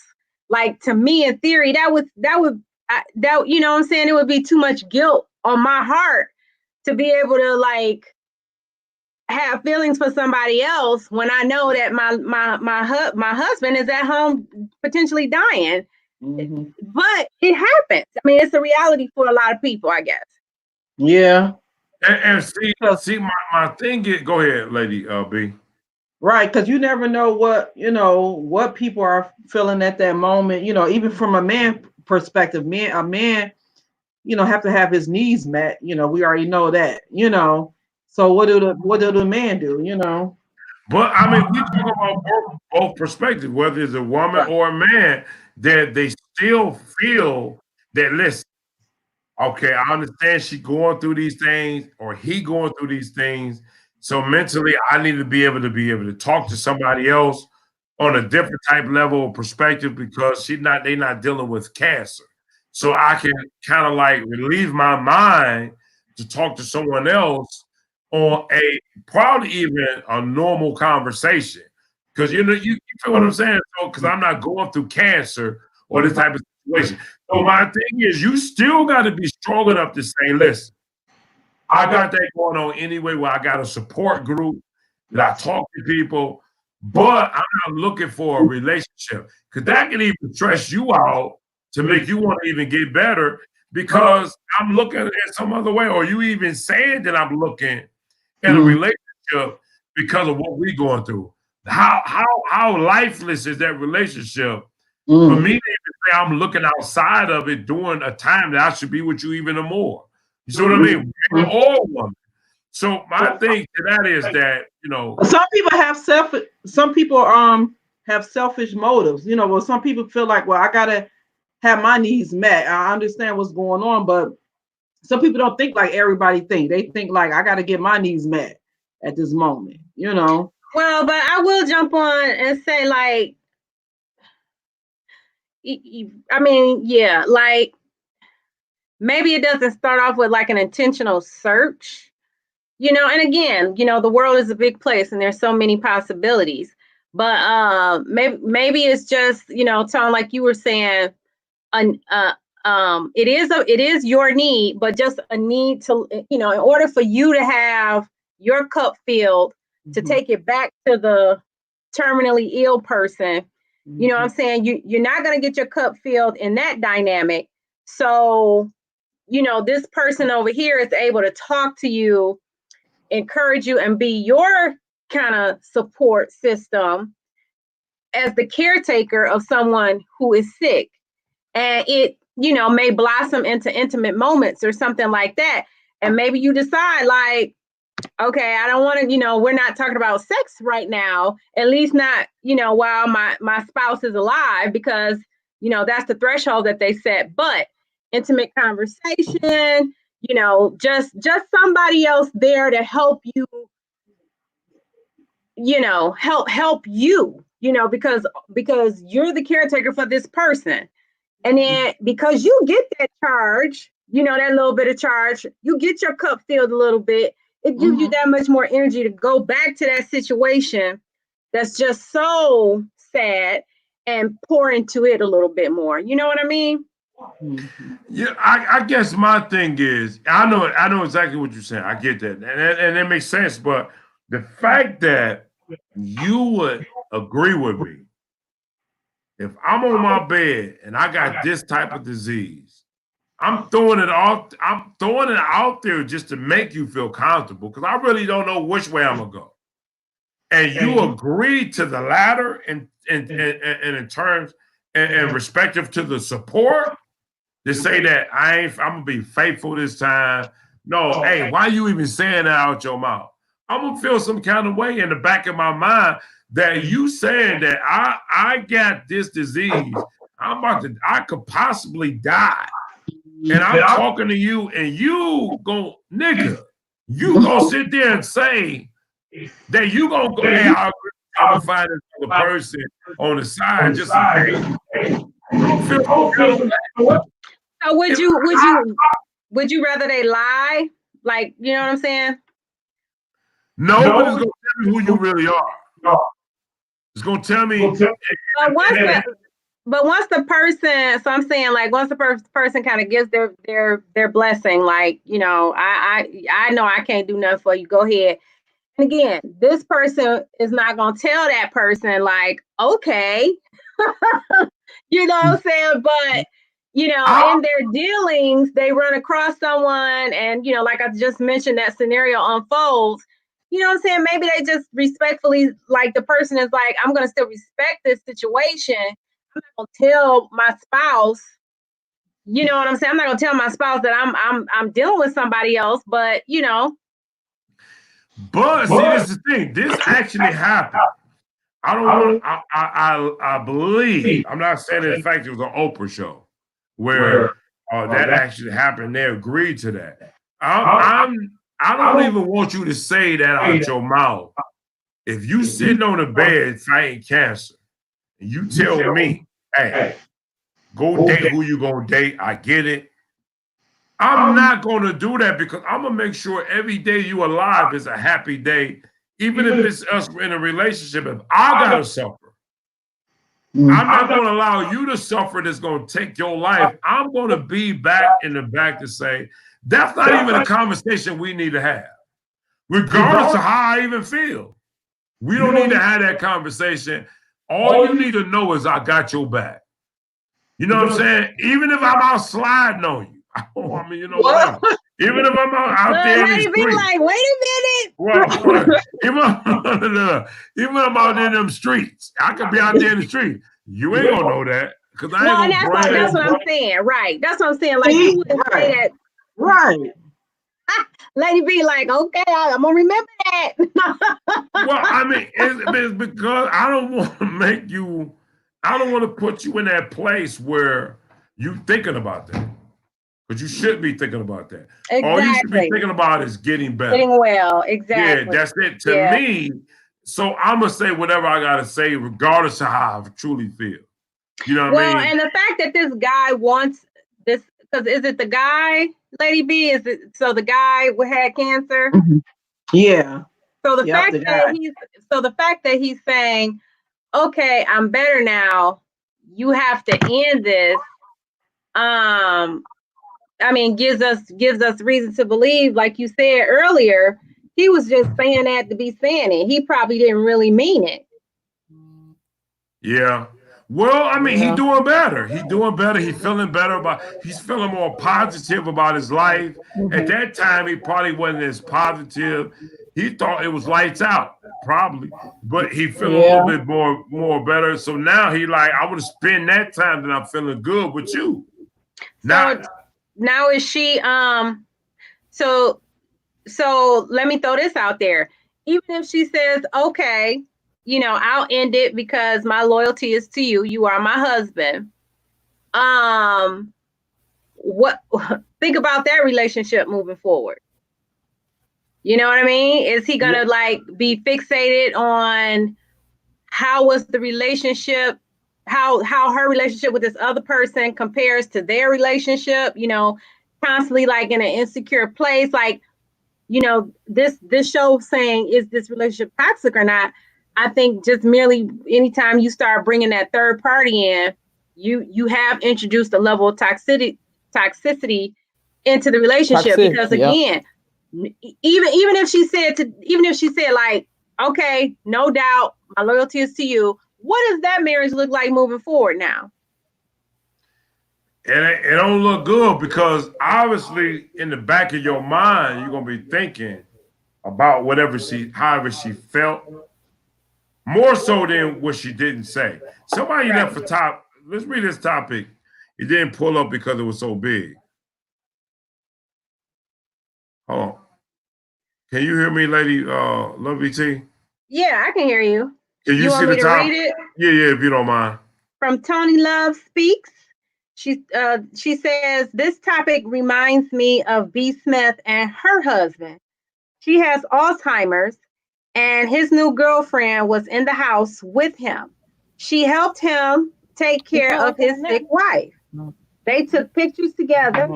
I don't know what their agreement was before her Alzheimer's became worse, but I prefer for my husband to wait until I die first before he gets involved with another woman, LOL. And thank you, Tony Love, for your comment. Well, I mean, that's a good example. Yeah, that's a real good example of what she just said. You can't expect, and see, I wouldn't even go down that rabbit hole if I'm not expecting what's going to come out the other end.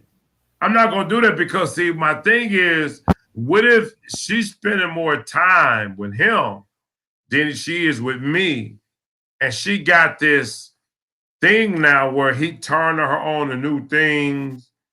I mean, you know what I mean? All the way around the board.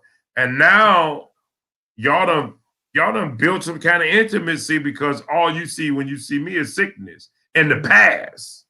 All you see with me is that situation was perfect because Alzheimer's, you don't come back from that, you know, unfortunately. And as it gets worse, your memory. So even like you truly are like, I can't think of any more like if you had like a perfect storm or perfect conditions for something like this to happen, because cancer, there is the possibility in some cases that you can get well, But like Alzheimer's, that's a degenerative disease. Like it continues to get worse. Yeah. There's no coming back, you know. So once you're gone and you can't remember even who you are. Yeah. So who Now- then becomes selfish? The person that's sick, or I mean, you know what I'm saying? The person that's terminally ill, you know, you dying. I think that the person that's not sick shows that person's true character. Just because you tell me something and you sick don't mean I should agree with it, especially if I know it doesn't benefit us together in a relationship. You know what I'm saying? So I'm not gonna, because you sick, it's kind of showing where I am, because I'm more of an irrational thinker than the other person. So that's showing the person if they really loved and care about their significant other. When they get to that boiling point, it's going to show the true colors if that person really, really care about their significant other. That's the way I feel about it. Right. So that's how I feel about it. It's gonna really get down to, showing what's really going on. And if you care about this person and them getting stronger and healing, the last memory that you want to know is that your loved one loves you, and not that they forsake you and just say, "Oh, okay, you still trying to heal, but I'm gonna be over here doing this until you get yourself together." That don't even make sense. I think that's different. Again, I have to go back to the live example that I know. Like I think in these situations, we're not talking about the person totally abandoning the person that's sick. You know, they still make them the priority. You know what I'm saying? But it's just in those downtimes when the person is, in the hospital for, 3-4 days because they on chemo, you're there. But, again, in those spaces where you just walk away just to breathe, to have somebody that you can just cry on their shoulder, somebody that's helping you stay strong, because this is hard for you too. Like, so I don't think that, this situation is something where, like, I totally agree that it would be totally disrespectful if you was just like, oh, well, you do your thing, you go through your chemo, I'm going to be over here with mine. Yes, totally disrespectful. But we're not talking about that. Well, me in particular, with this particular situation of these people that I know, it was not that at all. This man absolutely loved his wife, and you could tell in every way that he loved his wife, and he was there to the end. But he did have, in his, little moments of alone time, someone he could go lean on and cry on their shoulder for support. But did he lean on and cry on her shoulders? What you mean lean on? What did that encapsulate? Again, I don't know the specifics. I just know that she was in the background. Now, and again, it was a respectful situation. So it wasn't like this viewer described with B. Smith, where they was all one big happy family. It wasn't that. The family knew that he had somebody in the background, but he certainly did not let that person cross any pathway into the family view or thoughts, and not thought, but you know what I'm saying? Like, he didn't bring her around. He wasn't notably like, I'm gone for a couple of days. He respected the family. He respected his wife. So to the degree you can be respectful. Let me get this straight, just for clarity, so I can understand what you're saying. Because it's not, I guess, flagrant or open, that makes you respectful. The fact that I'm doing it behind the scenes, even though it could be, we don't know if it was physical or not, but emotional or psychological infidelity is infidelity nonetheless. So because he didn't put it in her face, that makes it respectful, that he's leaning on another woman. It makes it real. Okay, I was actually about respectful. I asked you that. Does it make it respectful? It makes it real. It makes it it's okay. We all individually have our idea of what's respectful and what's not. You know what I'm saying? So I'm just saying, for him in his situation, he had someone while he was married with his wife of many, many years, who had a terminally ill disease. I mean, at that point, they knew that she was not, she had been in remission times before. And this time they kind of knew that this was taking her down. Okay. You know what I mean? So at that point, that's what I was asking earlier. Is it selfish for that person to just think that you got to be around me, you got to hold my hand every day, all day, until the day I die? No, that's not selfish. And yes, you should be there holding their hand every day around them until they die. You damn right. Because if you're married, you made that death do you part commitment, then you got plenty of time when she passes, he or she to go do what you're gonna do. You can't give her and be with her and be by her side. I'm not saying abandon them. Lean on your brother, lean on your sister, lean on your uncle or your aunt, lean on your pastor. Get a counselor, but you don't have to lean on no woman. Okay. I think that what happens is it's become a heart issue. This is becoming a heart issue based on why did you marry me? Now, those conditions, for better or worse, is what you said to me when we got married. So now what happens is it's time for you to deliver. You know what I mean? In that area, for better or for worse, I need you to deliver. Even if I said out of my mouth, listen, maybe you're supposed to stop me when it sounds real strange. You're supposed to stop me and say, no, I don't even want you to talk that way. Because see, I'm not about to go and get no relationship right now. All I'm focusing on this relationship, because technically it's not over. This relationship is not over between me and you. And I'm showing you that I can stick by your side through the thick and thin. And we can get through this. Now, if it doesn't be through the thick and thin, you will never know that. All you will see is one side of me. And that side of me is that I love you and I'm going to be here with you. Yeah. And that's all you're going to see of me until you pass away or you make it through. Well, that's what I'm saying. That's what I'm saying about the people that I'm speaking of. I mean, there was some inclination, but that was never the focus for this man while his wife was alive. But, and like our commenter, our viewer who told us about the B. Smith, she says, Tony loves speech. She says, right. That's what B. Smith's husband said. He was stressed out and needed emotional support.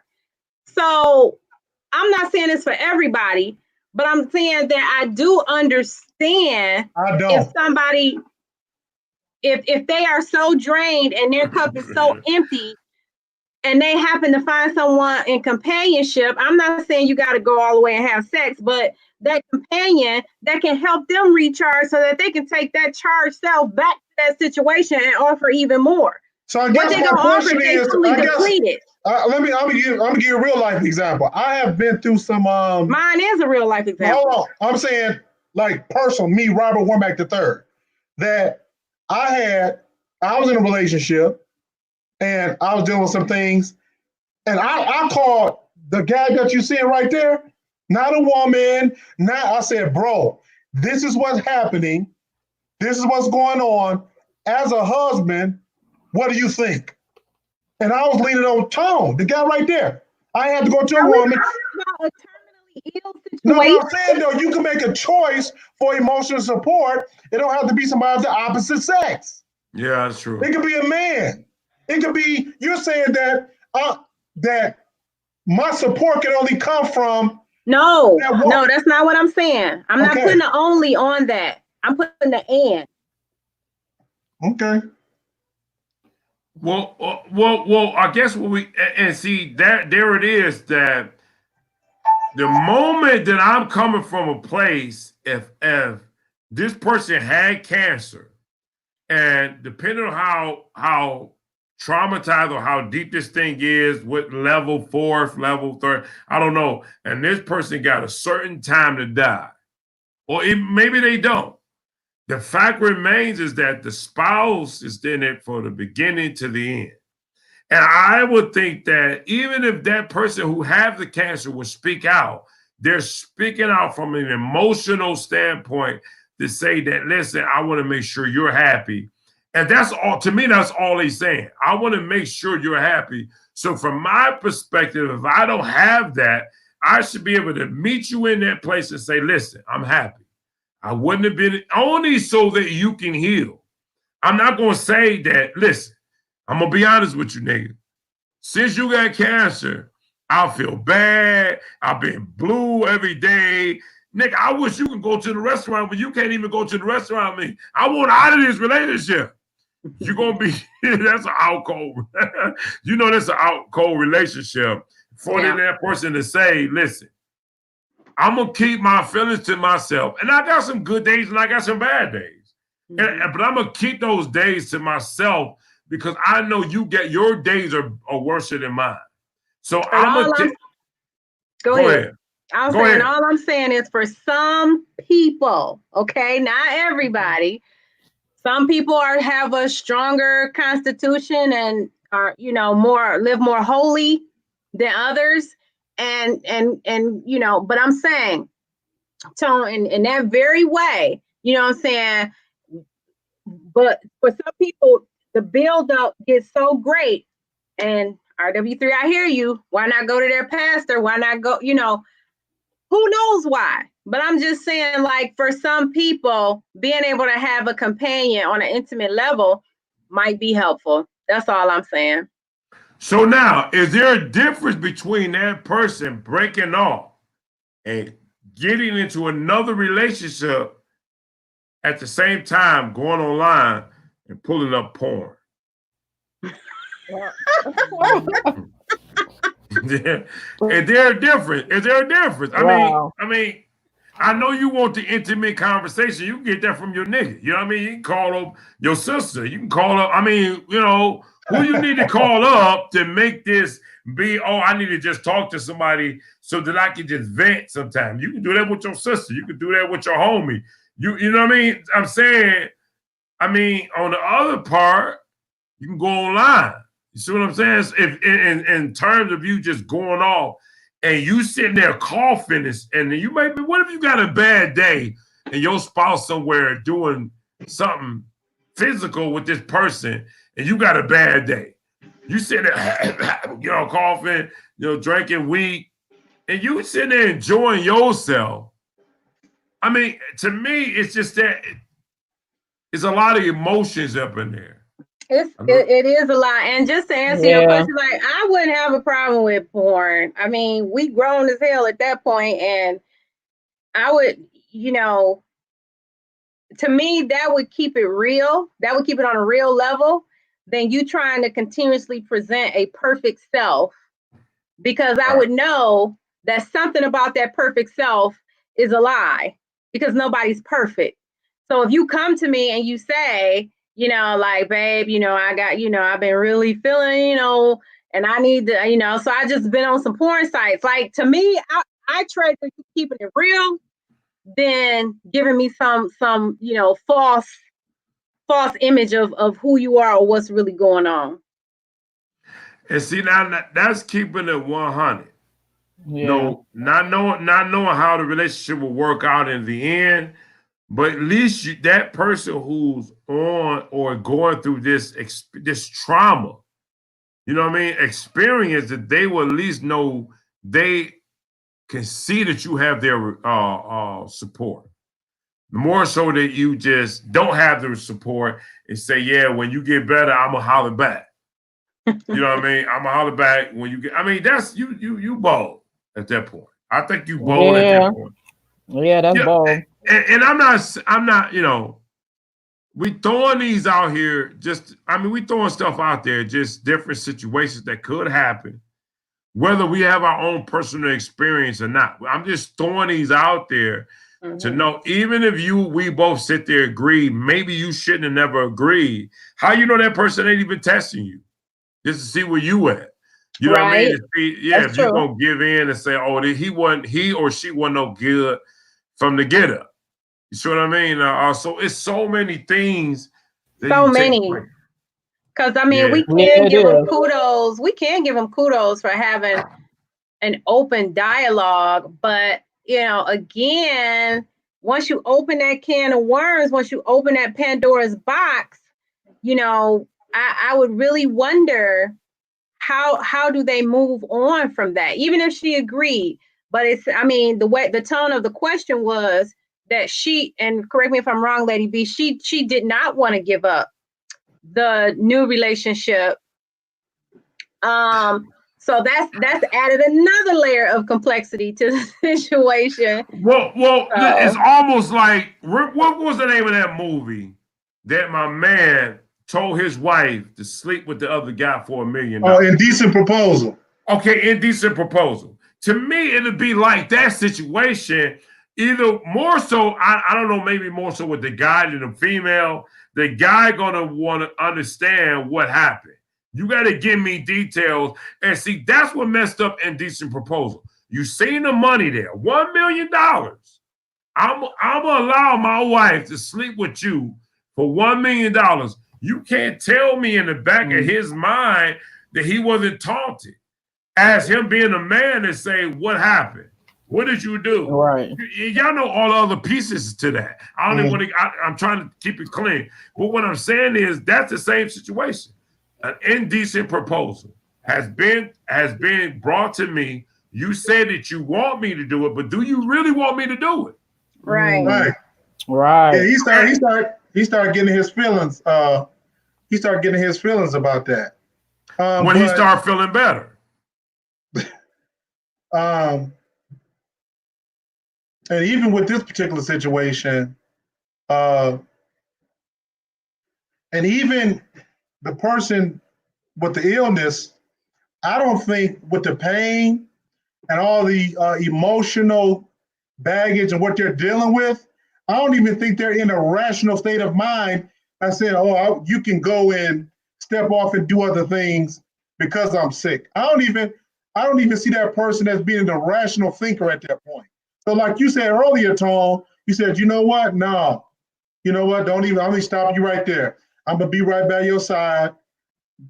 Being away from you or engaging someone else to fulfill any spaces that you can't fill is not something I'm not even gonna consider. But we know, Lovely Tree got a different vibe. If it was a man situation, it would have to be a very strong man. If the man was in that situation, it was the wife, and you got this woman that's, you know, you leaning on that woman, you know, like listening to that woman, you know, she's trying to, you know, keep you encouraged, you know. You said you gotta be a strong man or a strong man and a strong woman. Yeah, it has That's to just be a both. man? Right, Yeah. both. I would never, ever agree to something like that. Well, I'm gonna tell my wife that you got just so I can relieve you and make you happy. You can do this. I don't want to eat. Listen, you would do it on your own, not because I told you. You would do it on your own, so I won't have to have that emotional connection to it. I don't want to know. And then you got to deal with that between you and your guy. I ain't got to deal with that. You get what I mean? And just because RWC wasn't here for all of my comments, I just want to reiterate that I said, you know, a lot of times people don't know what they would do until they're in that situation. But for me, I think it would be difficult to be able to even open myself up like that. Provided that everything, you know what I'm saying? Like, provided that I was, you know, happily married and everything was good and my spouse got sick and now here we are. I would have a tremendous amount of guilt to go outside of that and, you know, just open myself up to somebody else. I could not do that guilt free. So now let me draw the timeline now. Let me set it up. It's been 2 years. Y'all haven't had any type of relations of anything. This guy you see walking up, he biceped up, he got his tank top on. You know what I'm saying? He probably be even younger than what you are. He probably I'll put him at I'm gonna say he's 28. Legit age, 28. You know what I'm saying? Strapped up, meaning he got his thing together. And he noticed, because y'all work together, and he noticed that you seem stressed out. he already been feeling you. He just know you been in this relationship. So now he cut into you and he say the right things. You know what I mean? Like, listen, I understand what you're doing, and girl, you faithful. I respect that. In fact, I respect your faithfulness to this guy. But listen, let me take you out so you can have a little fun. Because guess what? You deserve that. You deserve to have fun, girl. You know what I'm saying? Let me hang. We can hang out. Whatever you want to do. Because, hey, you the one who's stressed out. It need to be something that you want to do that's relaxing. I'm just going to pay for it. But I'm going to keep beating that down your door to the degree one day you're going to be stressful, so stressful, where you're going to say, yeah, hey, you know what? Let's go out. You know what I'm saying? I need this in my life. I need to go out. So now that be the day. Now, kissing on that neck. You might grab something for a minute there. What you gonna do is you gonna say, wait a minute. Maybe I made the wrong decision. I don't want this in my life. Or you gonna say, hey, just go ahead and do what you need to do. I'm gonna play this game till it play out. Because I really want to do this in it. You know what's gonna happen? They're gonna be he gonna fill the spaces, the empty spaces for her, and she's going to acquiesce to the overtures and engage. Or do you walk away? Or do you say, you know what? I never should have did this. I'm gone. You see what I mean? Oh my God, you know what you're doing? Oh, and I'm married. You run out the door. You see what I mean? I mean, so what is that realistic? How far do it go? So you really don't know until you put yourself in that predicament and allow your emotions to talk. And what you like, the key is not to light that fire. Once you light that fire, it's over. Well, again, like I said, that could be, it's a Pandora's box. Once you, like you say, whatever, you know, I do agree. It is a Pandora's box and has the potential to go in a lot of different ways. I think that I was just trying to highlight, and then our viewer who talked about the B. Smith situation, highlighting situations where it worked itself out. Not saying that that's going to be the situation for everybody, but those were just two, for example, where they did choose to, I guess, let their emotions win. But it turned out to be an okay situation in the end. Well, okay. And guys, we're in our relationship. For those who don't know, we're in our relationship hour. Comment. We want you to comment. We want you to share. What do you think? If this was a situation where you was in, where I guess male or female, that you see yourself in a different area in terms of your health, in terms of cancer, what level are you on? If it's at a real, a level where it's possible that you could, leave your loved one, when you come to the table and tell them, listen, I understand you faithful, but I want you to have some fun too. I don't want you out here just, taking care of me. I want you to be able to go out. If you happen to meet somebody, go with that. Go with that. In fact, I'm giving you the say-so to say that I don't want you to be stressed out to say if this is wrong or right. I'm telling you, because I don't know how long I'm going to be here. What would you do? Would you be the one? And it turns out that this person come out of the, what is it called? Remission. Their cancer goes into remission. The cancer goes into remission. Then they step up and say, hey, listen, I'm in remission. I'm feeling better now. So I think that you need to leave that relationship alone. We talking about 2 years. So now you done built an emotional relationship with this person as well. Mm-hmm. You know what I mean? So there's a lot into this now. What would you do? I mean, that's a hard. What would you do? Is that a toxic? Hold on. What would you do at what point? You mean after he said for 2 years? After he said, listen, I I want you to cut that relationship now because I'm doing good. I'm in remission. So, and she say, no, I can't do that now. She tied in. She got, you can remember, what would you do as a male? Would you leave that relationship or would you say, I'm cool because I can go back into remission too? What would you do? If I made a ridiculous decision like that, so we'll play along with what we're talking about. The one I was dealing with, I'm compartmentalizing it, or she out of there. Because she already know I'm going to say, look, my wife, this is what's going on. So at the moment, she's in the place, you're gone. Can you handle it? That's it. Goodbye. I think I would have to respect. I mean, and that's what makes this particular situation stand out from all the scenarios that we're proposing, because this woman has said that she doesn't want to end the relationship.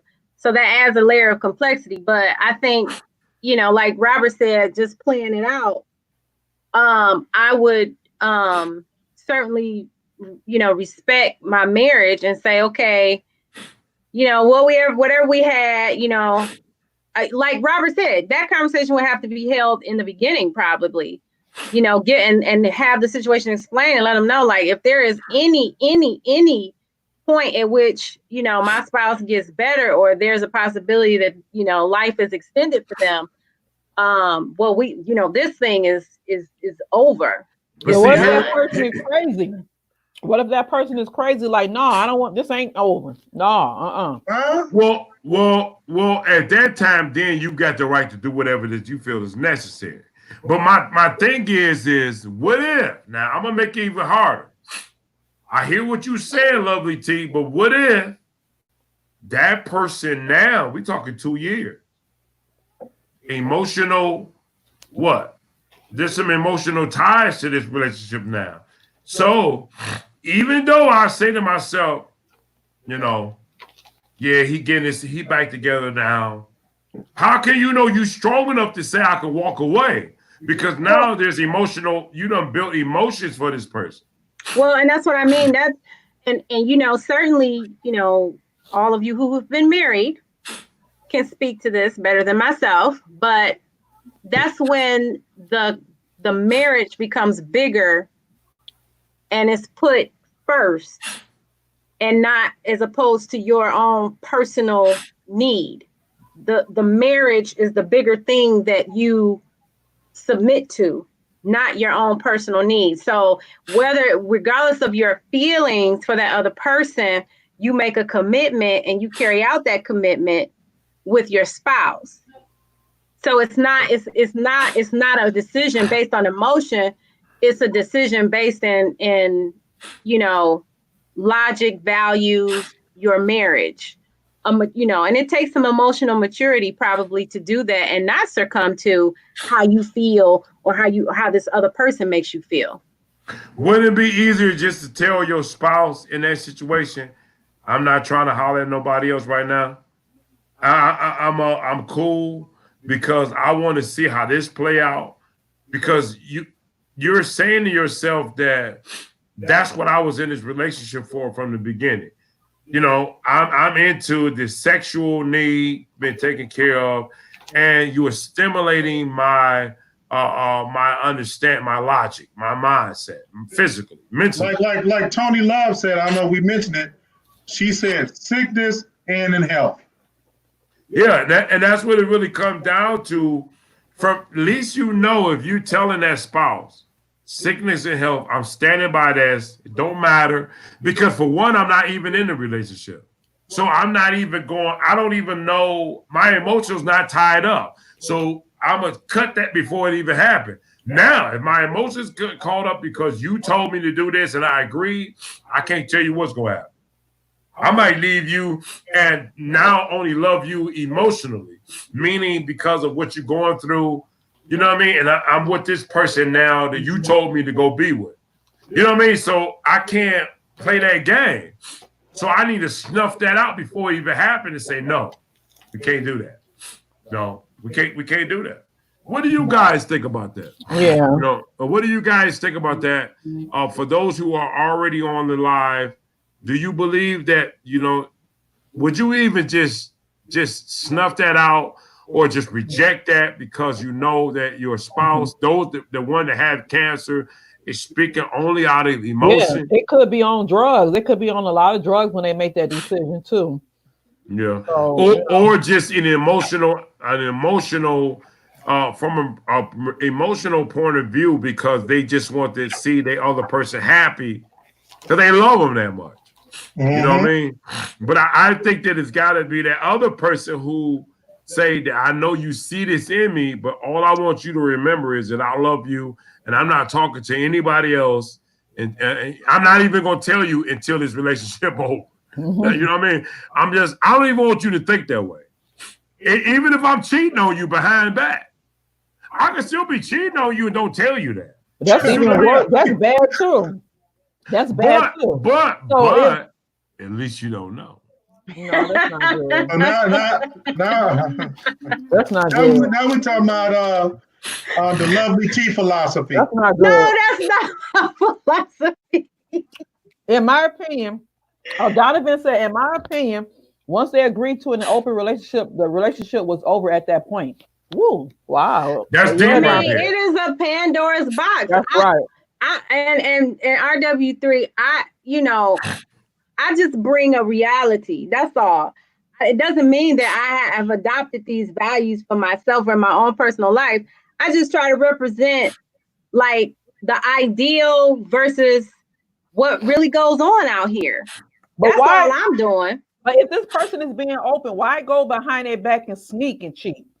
You're gonna why would you open? Then because you don't want to hurt them. But you ain't. I mean, I'm not saying it's right. You know what I mean? But I'm saying I can understand the other part of I'm gonna do this because I just don't want to hurt you. And I'm not strong enough to stay in this relationship on these grounds. In my relationship, I want our relationship to be intimate. I didn't sign up for this, so I'm so weak that if I see somebody, I'm just gonna let it go. However, I'm gonna be in that relationship. I'm just not gonna tell you. Now, just like the Donna just said, obviously it's over, and it will be over because why we got a relationship? I mean, what do we have a relationship? Well, there are people out there that have open relationships. So, I mean, we talked about this on many shows ago, but there are people. But what's the difference from cheating and having an open relationship? What's the difference? Because to me, cheating is the lie. Cheating is the lie. I mean, again, once you take it out of like holiness, you know what I'm saying? To me, cheating is the lie. If you had an open discussion and all parties have agreed, it's not a cheat. But is that a healthy relationship? Even if I take the word out of it, is it a healthy relationship that we both walk in and say it's fair? You can cheat, you can sleep with whoever you want, and I can sleep with whoever I want, but it's not guaranteed that I'm not gonna. To some of these individuals that I'm not going to connect emotionally with them. And it can't hinder our relationship because I might find somebody that's different and I can connect emotionally different with them. Now, what's our relationship healthy from the get-go? You giving me options. You I don't know how people with open relationships do it. I really don't. I really don't. But I could imagine that again, someone would rather deal with absolute truth, because a lot of us say we want the truth, but we can't handle the truth. So someone may have been, hurt. That's so true. For so many, from so many lies in their past that they would rather put up with. And I saw the documentary on R. Kelly, not to take it off too far, but a lot of these women knew that he had other women, but the thing that they said was, well, he told me that he had other women, but I was so used to getting lied to and hurt that way that I respect the fact that he was just honest with me. So all I'm saying is like, some people would rather deal with just brutal honesty than to be lied to. Obviously, a completely faithful relationship too would be ultimate, but maybe I'm imagining. I couldn't deal with an open relationship. Well, exactly. So my thing is, even if you go down the R. Kelly situation, that now listen, I'm gonna throw some assumptions out there because I really don't know. But now the female that R. Kelly, you know, seduced or whatever you want to call it, was the main thing that pulled them in that I can give you a career in terms of the music industry. Was that the underlying? Is that what broke the camel's back to say, yeah, I'll holler at you there. I'll let you. You know what I mean? Did they buy into that? So now they bought into that. I can be a celebrity that I would take the abuse. I'll take the abuse because at the end of the day, it's going to benefit me. I'm going to get a career as an artist. And now, you get what I'm saying? So I'm saying, do you think that was an underlying issue that they wanted to be celebrity or star? And he just knew the right words to say to them. You know what I mean? And that's the same thing with this same thing with the guy. He's saying the right words just so it can de-stress her. And she still can take care of him. Hey, go to do your thing, because I know I can't do it for you. But you go and do it, and just all I ask for you is to help me. You know what I mean? Just help me. Yeah. Well. Yeah. Just say no to drugs, people. Look, all that you just say no to drugs. Say no to crazy emotions. Yeah. That doesn't sound right.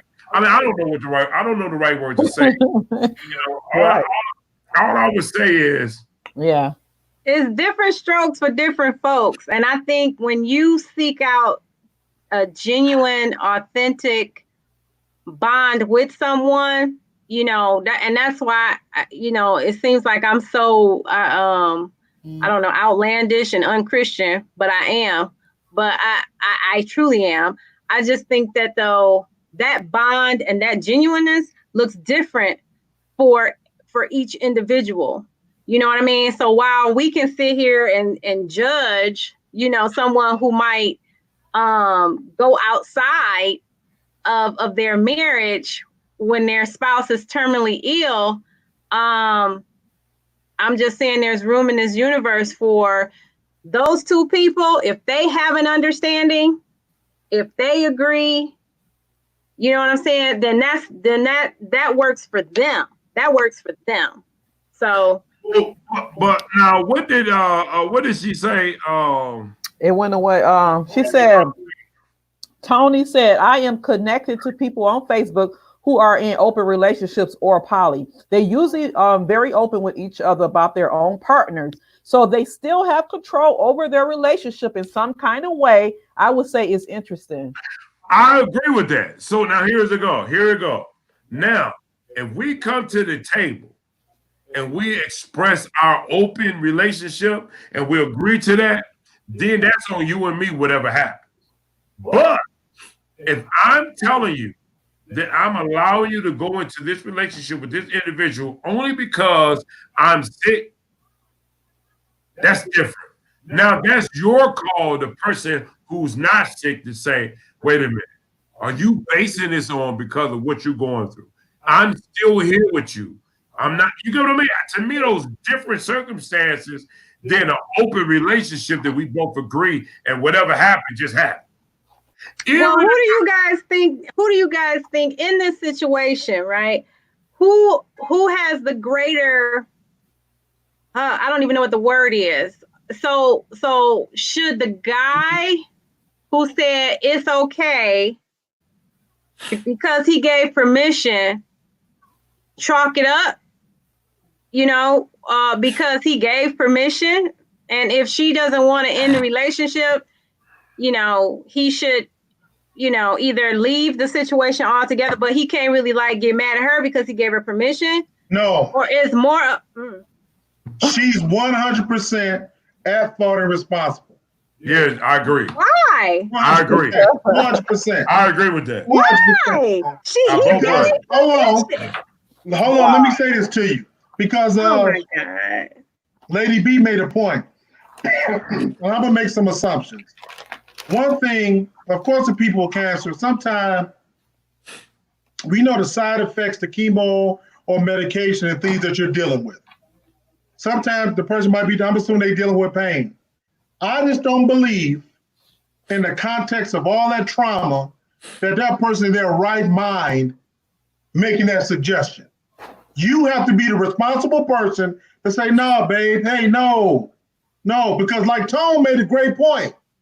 If that person was in normal circumstances, if they make that recommendation, there are some other factors that's triggering that. So I have to take that into account.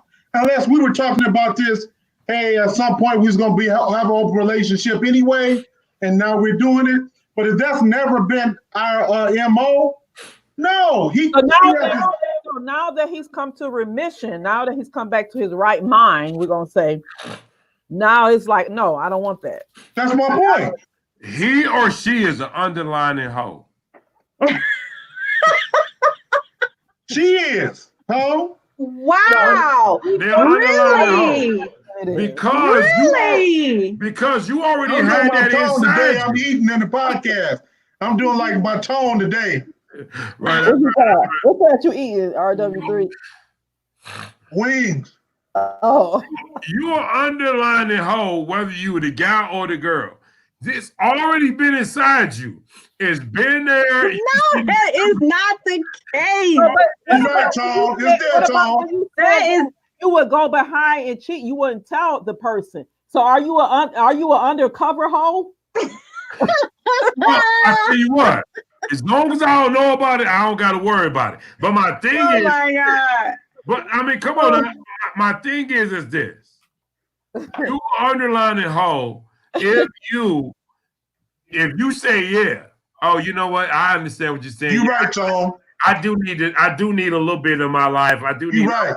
No, you are not an underlying hoe. No, you are not. And listen, if you doing it, you underline hoe. You're not. No, you're not. You undercover hoe. In fact, no, you're not. Undercover hoe. No, you a secret hoe when you doing it and you ain't tell your significant other. And then you a bold hoe if you do it without it. If you do it, you a bold hoe. You know what I'm saying? So you know how my man said my bottom hoe this hoe. You is a secret hoe if you do that. So it still go back to the at the end of the day. You are not a hoe. You are not a hoe. And come out. What is a hoe? What is a hoe? Please define a hoe. Come out from among them. Yeah, what's up? So can a man be one too? Exactly. So what is a hoe? Can you please define for me what a hoe is? A hoe is if you got these underlinings. I'm underlining you being public. But if you got these underlining scratches that you need to be scratched, and if you want to be able to go out, okay. What was that? So someone with a high sex drive. No, I'm gonna take Tyler Perry movie. What was the name of that movie that Tyler Perry came out with? He came out with a few of them. The girl it's only one that was that kind of level where she was a freak and she would leave her man and go sleep with other guys and she just had to have it. Oh, I forgot what that one. Tyler Perry came out with it. He usually don't make movies like that. Was it a play or a movie? It was a movie. It was a movie. Anybody who know the movie, I think that was Tyler Perry. I could do Bad by Myself. No, the movie. The Tyler Perry who came out with the movie with my man. What was his name? Mike Lee came out with She's Gotta Have It. No, I'm talking about the other movie where old girl. Y'all know what I'm talking about. Morris Chestnut. No, not Morris Chestnut. What's my man name who on Housewood of Hollywoods, and he speak German. He's from Germany. Yeah, I know you talking about. Yeah, it's him. It's him in it, and he's the one who's faithful. And the girl that's in it is what's her name? Yeah.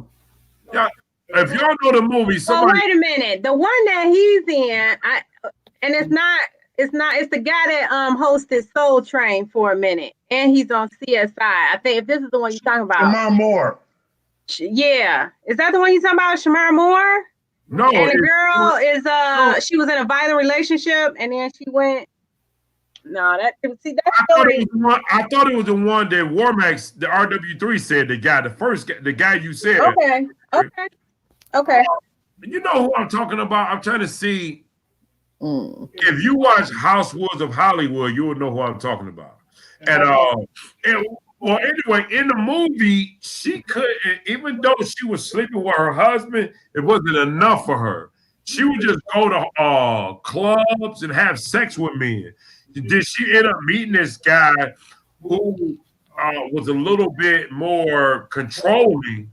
And now it was one of those situations where her husband had to find out because this guy was too controlled. You know what I mean? Y'all know that. Oh, goodness. Y'all know that movie. Is it a dark-skinned guy that played as the husband? No, it's the guy that plays as what's the name of that guy you said, RW3? What's the guy name you said? Boris Kodjoe. Yeah, you know the guy that be on Housewives of Hollywood. Yeah. Yeah. I can't think of the movie though. Me either. But what's go on with the point, Tom? What about what happened in the movie? That's how you're using that character to define a hoe. Exactly. I'm using it to define that is already inside of her or him.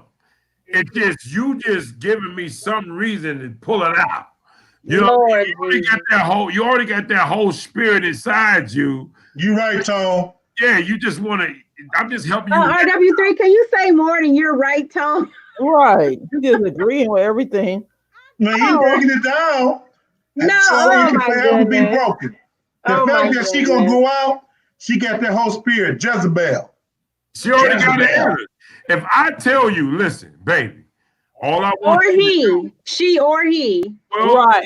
It ain't just a she, it's a he too. What I'm saying is he or she, if I tell you, hey, I want you to go ahead and get your grind on, hang out, I just want you to be happy. It's your job to say, are you calling me a hoe? That's a good point, Tone. I like that. I'm going to turn around. So going out on a marriage is you being a hoe. Yeah, you a hoe. I'm going to say, I would never do that. I would never give up this jewel or this, Oh, my goodness. But when a person go and cheat behind your back, they a hoe too. So what's the difference? I would never know. I would never know. Tony Love Speaks says, is she a sex addict or a nympho? She ain't got to be. She could be just tired of not getting it in. Tony, according to the men on this panel, she just a hoe. She a hoe. Right. He a hoe. He a male hoe if he in that same situation. So it's not. I'm not just pushing down on women. I'm saying either one of them are in that situation because you mean to tell me that you can't wait or you people have affairs, Tony, and so people fall weak. People fall weak, and I think it is possible for someone to be faithful and loyal for years, and whatever the conditions, whatever the reasons, they have a weak moment and go outside of the marriage. I just think that's a reality. I'm not saying it's a desired outcome. It don't exist. It does exist. It doesn't mean that it doesn't mean it's not the same type of guy or girl that got married and probably shouldn't have in the first place because they never intended on being faithful with that person. That's a different spirit than, again, you've been faithful for years. You've been faithful, never had any intention, but whatever the conditions that existed, you felt weak. Just because you go outside your marriage does not make you a hoe. No, let me tell you, that a moment when we're talking about intimacy, unless in the context of what we're speaking, that moment, it really means process. Because you don't get from, I'm having a moment, I just went to McDonald's, hey, let's go have sex in the bathroom. No, normally it's a process and a journey to that. So that's not a moment. You have an opportunity. That's a hoe. So what about for a man? What about it for a man? It doesn't matter. That is not a hoe. Hold on. Let me say it like this. This to me is what makes it a hoe. In this situation, is that if I come to you, or I ain't gonna put me in there, but if Tom come to his wife and say, listen, I've been thinking about this. We've been together and for these many years, and for 2 of those years, I know what's been going on with me. You know, I'm dealing with my in and out issues, but I want you to be happy. And I think, I'm only giving my opinion, I think that you probably want to be in other relationships, or you should be in other relationships. If you're right away saying, you know what, you're right, I've been thinking that way, you a hoe. So well, maybe, wait a minute, so there's no room to think that perhaps the marriage was already failing. No. And you just and that was an out. That was an out. But I'm not thinking about that way. Listen to what I'm saying. Now it's different. It's different if I'm trying to convince you every day for 2 years. And I just actually one day just get in your mind, because I said it so much that psychologically I influence you to go ahead and do this. And that, to me, that's different. But if you said right away, if you said, you know what, I've been wanting to do that, I just didn't know how you feel, you a hoe. You are not a hoe. Do we have anybody? All day long. You are not a hoe, people. You are not a hoe. You a black hoe. You're not a hoe. You may not have been strong enough to end the marriage, and that was your out ticket, but you're not a hoe. You haven't been out there having sex with multiple people for long periods of time with no regard. That to me, you're the ultimate rationalizer, enabler, excuse maker. Lovely P. I am about reality. Reality. You and the president. Oh Lord. So are you saying, listen, that means you base our relationship on just that? Right. That was on sex, on an intimate relationship. So it seemed like if that's your out, not that we ain't been getting along, we ain't been doing this, and then why would you come with me when I'm no? I'm saying that there's a possibility that the marriage was already failing, and the sickness exacerbated like the issues, and so when that person gave an out, the other person took it. It doesn't mean that the other person was already an undercover or a hoe, and this was just their reason to go out and be hoish. Yes, it does. Well, I would think that you want to use that one to get rid of me. I would think you want to use that one to end this relationship. And I'm gonna say it again. Good point, Tone. You're right. Yeah, they agree with each other on that. They agree with each other on that. I'm trying to tell you, Lady B, we just each other on anything else. They agree on that. Oh my God. So let me ask you this: what are they then? So what's the man? Where are no? The case has always been, it don't matter who it is, whether it's a girl or guy. We never disagree with that. So I'm telling you that what is the situation? The first time I bring it to your attention, listen, I know we've been not, you know how it is for 2 years. And now after this 2 years, listen, I'm tired of you suffering. I want you to get out there, have fun, and do whatever that comes to your mind. Nothing is off the bat. If you meet a guy, because I'm dealing with what I'm dealing with, and I'm trying to get myself strong, so I want you to be happy, though. But I know the type of person I am. I would not do that because I know the type of person that I am. And we're talking about the situation. But what do we call that person? What do y'all call it? Right, if that person a hoe, if the first time he said it, she don't even think about it. She said, you know what, you right. I've been wanting to go out anyway. So yeah, I'm gonna go ahead and I'm gonna take that. HOE. No, because just like Robert, you said you don't get from I went to McDonald's and saw this person to let's go have sex in the bathroom. It's a process. let's give some room for that to be a process as well. It's not that she just upped and was like, she or he just was like, oh yeah, that sounds like a good idea. I would imagine that there were some things, there were conditions already in place. And when that person spoke that was that other person's ticket out. Like they were already stressed. They were already unhappy. They were already. I knew it was coming, Tone. I knew it was coming. The queen, the enabler queen. No, and Tone, she changed your scenario. You see what she said? You gave her a specific scenario, and she changed it. Changed it. Totally. Right. No, listen. What guys? I'm gonna go on record. Run. In fact, you don't even want to know if you sick. I wouldn't even ask my significant one something like that. I'm gonna let you do whatever it is you're gonna do, because that's gonna be on you. It's not gonna be because I led you to this. Absolutely. Influenced you to do this. It's gonna be because of your own. Absolutely. Because I don't want to know. I just don't. I mean, honestly, I wouldn't want to. And Tone, if you bring it to her and she answered that fast, she been freaky live the whole time, brother. Oh, the whole time. The whole time. She just was waiting for me to get it out. No, but what if she wasn't? It was 20-something years. And what she wasn't that way for 20-something years. And he just brought that up and she decided to. That doesn't mean she was that's what I believe.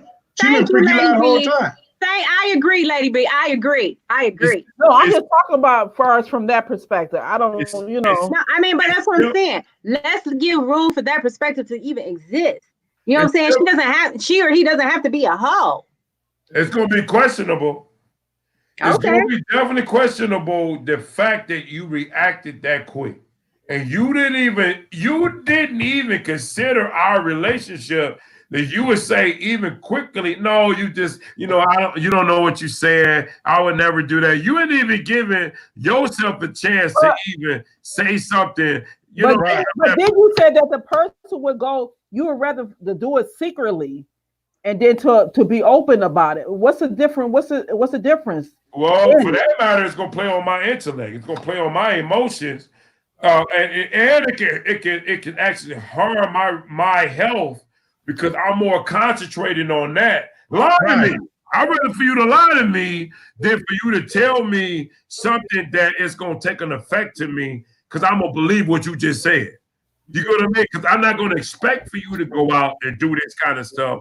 And I'm trying to heal. I'm trying to that's going to make me more depressed every day. That's going to make me trying to figure out. Okay, we got a comment from Tony. Tony said, right, if I was married, I wouldn't want to sleep with someone else while I'm married, right?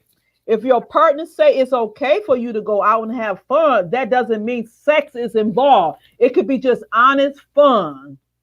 But Tony, okay. Tony, please define for me, because I'm slow. Tony Love, how do you define? Give me a picture, because I like illustrations. What is honest fun between a married woman and a man she's not married to? Could you break that down to us somehow? Just help us out on that, Tony. And maybe I'm sure Lovely T can break it down to us for us too. We're gonna wait. I gotta sit here. We're gonna wait. I'm gonna leave this one here. I want to hear this. We're gonna wait. Either one of y'all. Anybody can expound on that. I got nothing to say. You're crazy. You're crazy. You're crazy. Because there are women. I don't know if y'all just stick with very small circles of people, but I mean, I run into all kinds of situations of different kinds of people, different lifestyles. I think that, as the viewer said, there is a possibility. There is a possibility, because the person that she's having fun with, they could be respectful. They could say, okay, I do understand your situation, and I will respect that boundary You know, because again, they're making decisions from logic and maturity and not emotion. And they're saying, you know what, I'll respect that boundary, and we could just go to a movie. Let me take you to a movie and take, you know, and get things off your mind. Or, you know, let's go grab a bite to eat and take a stroll in the park. It doesn't have to be that is automatically going to lead to sex, because at the end of the day, people still have to consent to have sex. So you still have space to make that choice. You can make a choice not to have sex. Hey, Tom, we're going to listen to what Tony said. She responded. It could be conversation over dinner. She said it doesn't have to be romantic. Friends can go out for dinner too. But here's the thing. There you go. You're opening the door for whatever else can happen. Why would you put yourself in that predicament with the opposite sex? Why would you put yourself in that predicament? No, that's just like if that was to happen to not my wife, but to another woman I was married to. I don't want to put my wife in that predicament. Right. So I would say, listen, you go ahead and do you, because I'm gonna live this through.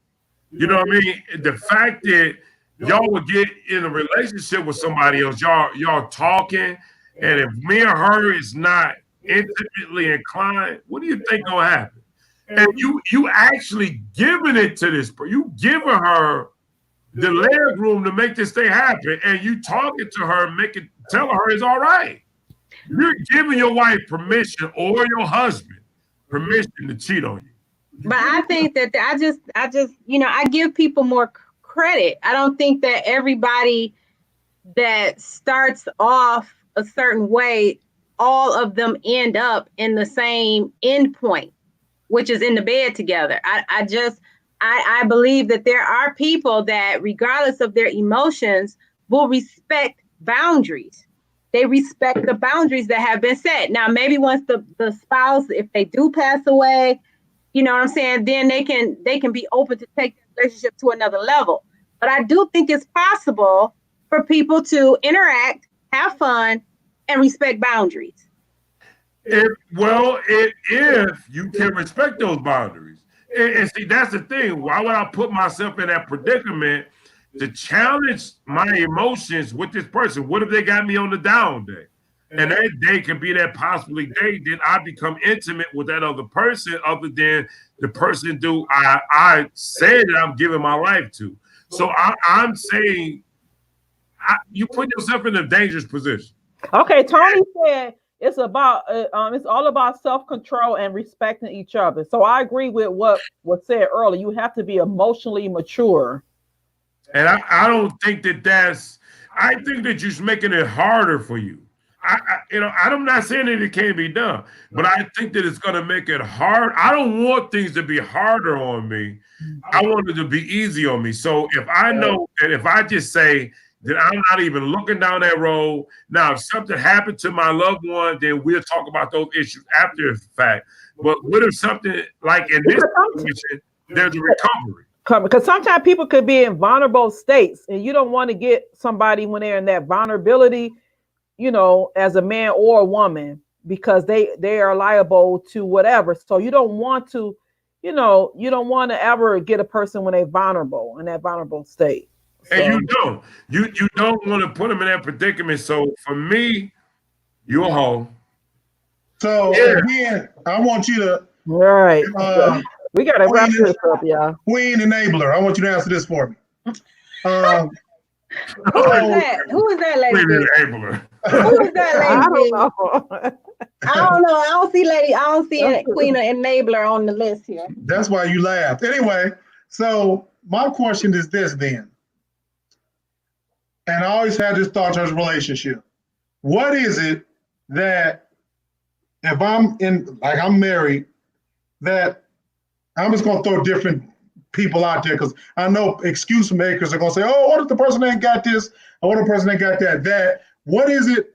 What do I need from a woman outside of my wife that I can't get from mom, sister, aunt, people in my spiritual environment, a female counselor? A counselor. Why does it have to be a woman outside the scope of my marriage? Lady Lovely T, talk to me. No, because anything I say, you're gonna say is an excuse. No, why can't I get it from her or sister? Because for one, you're assuming that those other people are available. That's what I said. No, at the beginning I said that. He's gonna say that. I'm just saying. You're assuming that's available, and okay, sometimes it may not be. Go to a counselor. Can't you go to a counselor? Right. Lovely T, can you go to a counselor? Instead of some yes, woman outside. You can go, yes, you can go to a counselor. Yes, you can. The reason why you're going outside, because you want to spark the fire for something to go down. No, because things can happen organically. Things can happen organically. You know what I'm saying? And I'm not saying like, okay, in this situation, and this will be my last comment. In this situation, I agreed that if when he offered her to do that, she immediately was like, yes, I'm going to go out and I'm going to find somebody. I'm going to find somebody. Then to me, she was miserable before this person even got sick. There were conditions present before this person even got sick. And when that person offered her to be able to go out, that was her ticket out of that misery. Well, how you know I don't think somebody who truly, honestly, really, respects their marriage, is in a respectful place in their marriage and loves that, I won't even throw love, but just is in a respectful place of that marriage. I don't think that they would like hurriedly go out and try and find somebody. But things can happen organically. You never know. You never know. Well, here's the thing. Was the person that was sick the influencer? And if that comment would have never, if he never would have said that, would that person would have ever done it? So I'm saying is that there was some influencing where this is how I believe, and this is how I leave it. I believe if that person was sick and they came to their spouse, loved one, and said what they said, listen, he or she, I want you to go out and have fun. I want you to be in other relationships. I want you to have fun in a relationship. And guess what? There's nothing off the limits. There's nothing that you can't do that you're going to feel guilty. Just, if you don't want to tell me, you don't have to. But as long as you enjoy your own company. I believe it's that person on the other side of the spectrum to look back at that person, seeing them in their emotional state to say, I hear what you're saying. I appreciate that you love me, that you want me to be happy, but I'm telling you that I'm cool. I don't need to do that. And, I don't even want you to even think about that. That's, to me, should be their response. Drop the mic on that, Tone. Drop the mic, baby. That's right. Drop the mic on that. That's it. We got to close it up, y'all. It's been 3 hours, almost 3 hours now, guys. So it's been 3 hours. Drop the mic on Queen E. Drop it. I just dropped it. I'm about to drop the cup. I'll drop the cup. Look, I'll drop the cup. I dropped the cup, love. But I mean, guys, listen. What do you think? We about to end the podcast. Yeah. I thank you guys for chiming in, coming in. Guys, listen, always understand we come on every Sunday at 4:30. I'm going to be coming on through the week. I don't know if it's going to be a Wednesday or Friday. So right now I'm just doing pop-ups so I can see what's going on. There's a lot of conversation that we need to have, what's going on in our society, in our world, especially with these individuals who are dying by the hand of a gun. I talked to you guys last week about the, what is her name? I don't know the girl name. You was talking about the girl name. I forgot her name. Well, I was talking about the girl who commented on the killing in the Georgia, Ahmaud. Her name was Chloe. What was it? Chloe Jasmine, producer. What was her name? Oh, Tony said it's better to avoid. She said what Tony said. Speaking to Lovely T, it's better to avoid the whole situation altogether because too many issues are involved. Thanks, Tony, for telling And first of all, I already said that it's a Pandora's box once you open that door. I already said that. So she wasn't saying that to check me. I already said it's a Pandora's box. Thank you very much. Exactly, exactly. You want to avoid it, so don't even mention it. If you don't want to go down that rabbit hole, you're gonna put yourself in a predicament that you don't think you can get to. And then what if you get your emotions caught up? Now you got two people that you so-called love, and they can be loved. I don't know what it is, but guys, listen. Just look at us next week, whether it be on a Thursday or Friday. We come on. We've been talking about her name is Chloe. It's not Chloe, but I forgot her name. Okay, so guys, listen. What it is that I'm talking about is this young lady who got on social media. She talked about the Ahmaud guy in Georgia, saying that she don't believe that this guy was lynched in terms of him getting killed when they got the white guy shot him with the rifle. She don't believe that he was lynched. She don't believe that he was jogging in that situation, where facts do come out that he wasn't jogging. If y'all know the story, I know y'all know the story in Atlanta, it does show a separate video of him sprinting from the house that he allegedly was in. And they using that to say that this guy wasn't jogging. He was actually running from the scene. And now I still don't believe that. I still believe that that was a lynching. If you define what lynching is, if you look at the definition of lynching, it falls under that category. He was without a trial. And these people became the judge and the jury. Guys, that's what we're going to be talking about. Well, Tony don't want to hurt Lovely T's feelings. He said, true, she did say that earlier. So I understand, Tony. Lovely T might be kind of sensitive right now. Okay. So, when is that coming on? When is that show coming on? If I'm available, chime in. Well, that's either gonna come on Wednesday or Friday. It's gonna come on the. I think we're gonna push it Wednesday. We could continue talking about that, as well as Breonna Taylor with the case of her being shot by the Louisville Police Department.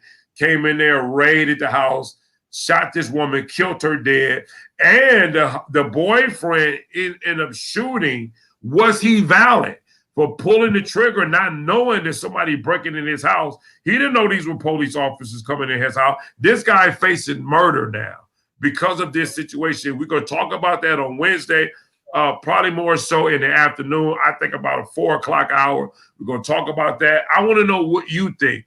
Was he justified for pulling the trigger, and do he deserve a life sentence or even to be charged, not knowing that somebody was breaking in his house? He didn't know it was the police, because I think that the case was that they can enter in without knocking.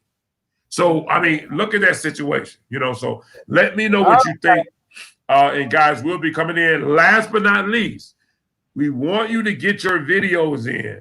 If you know someone who have a talent in terms of whether they rap, whether they sing, whether they're a comedian, whether they're a model, whether they're an actor, whatever it is that you do, we want you to give us a minute of that. You can load it up by phone, via phone to, you can email it. The information is on the screen now. Guys, we do have people who've already submitted their talent. We're waiting on you.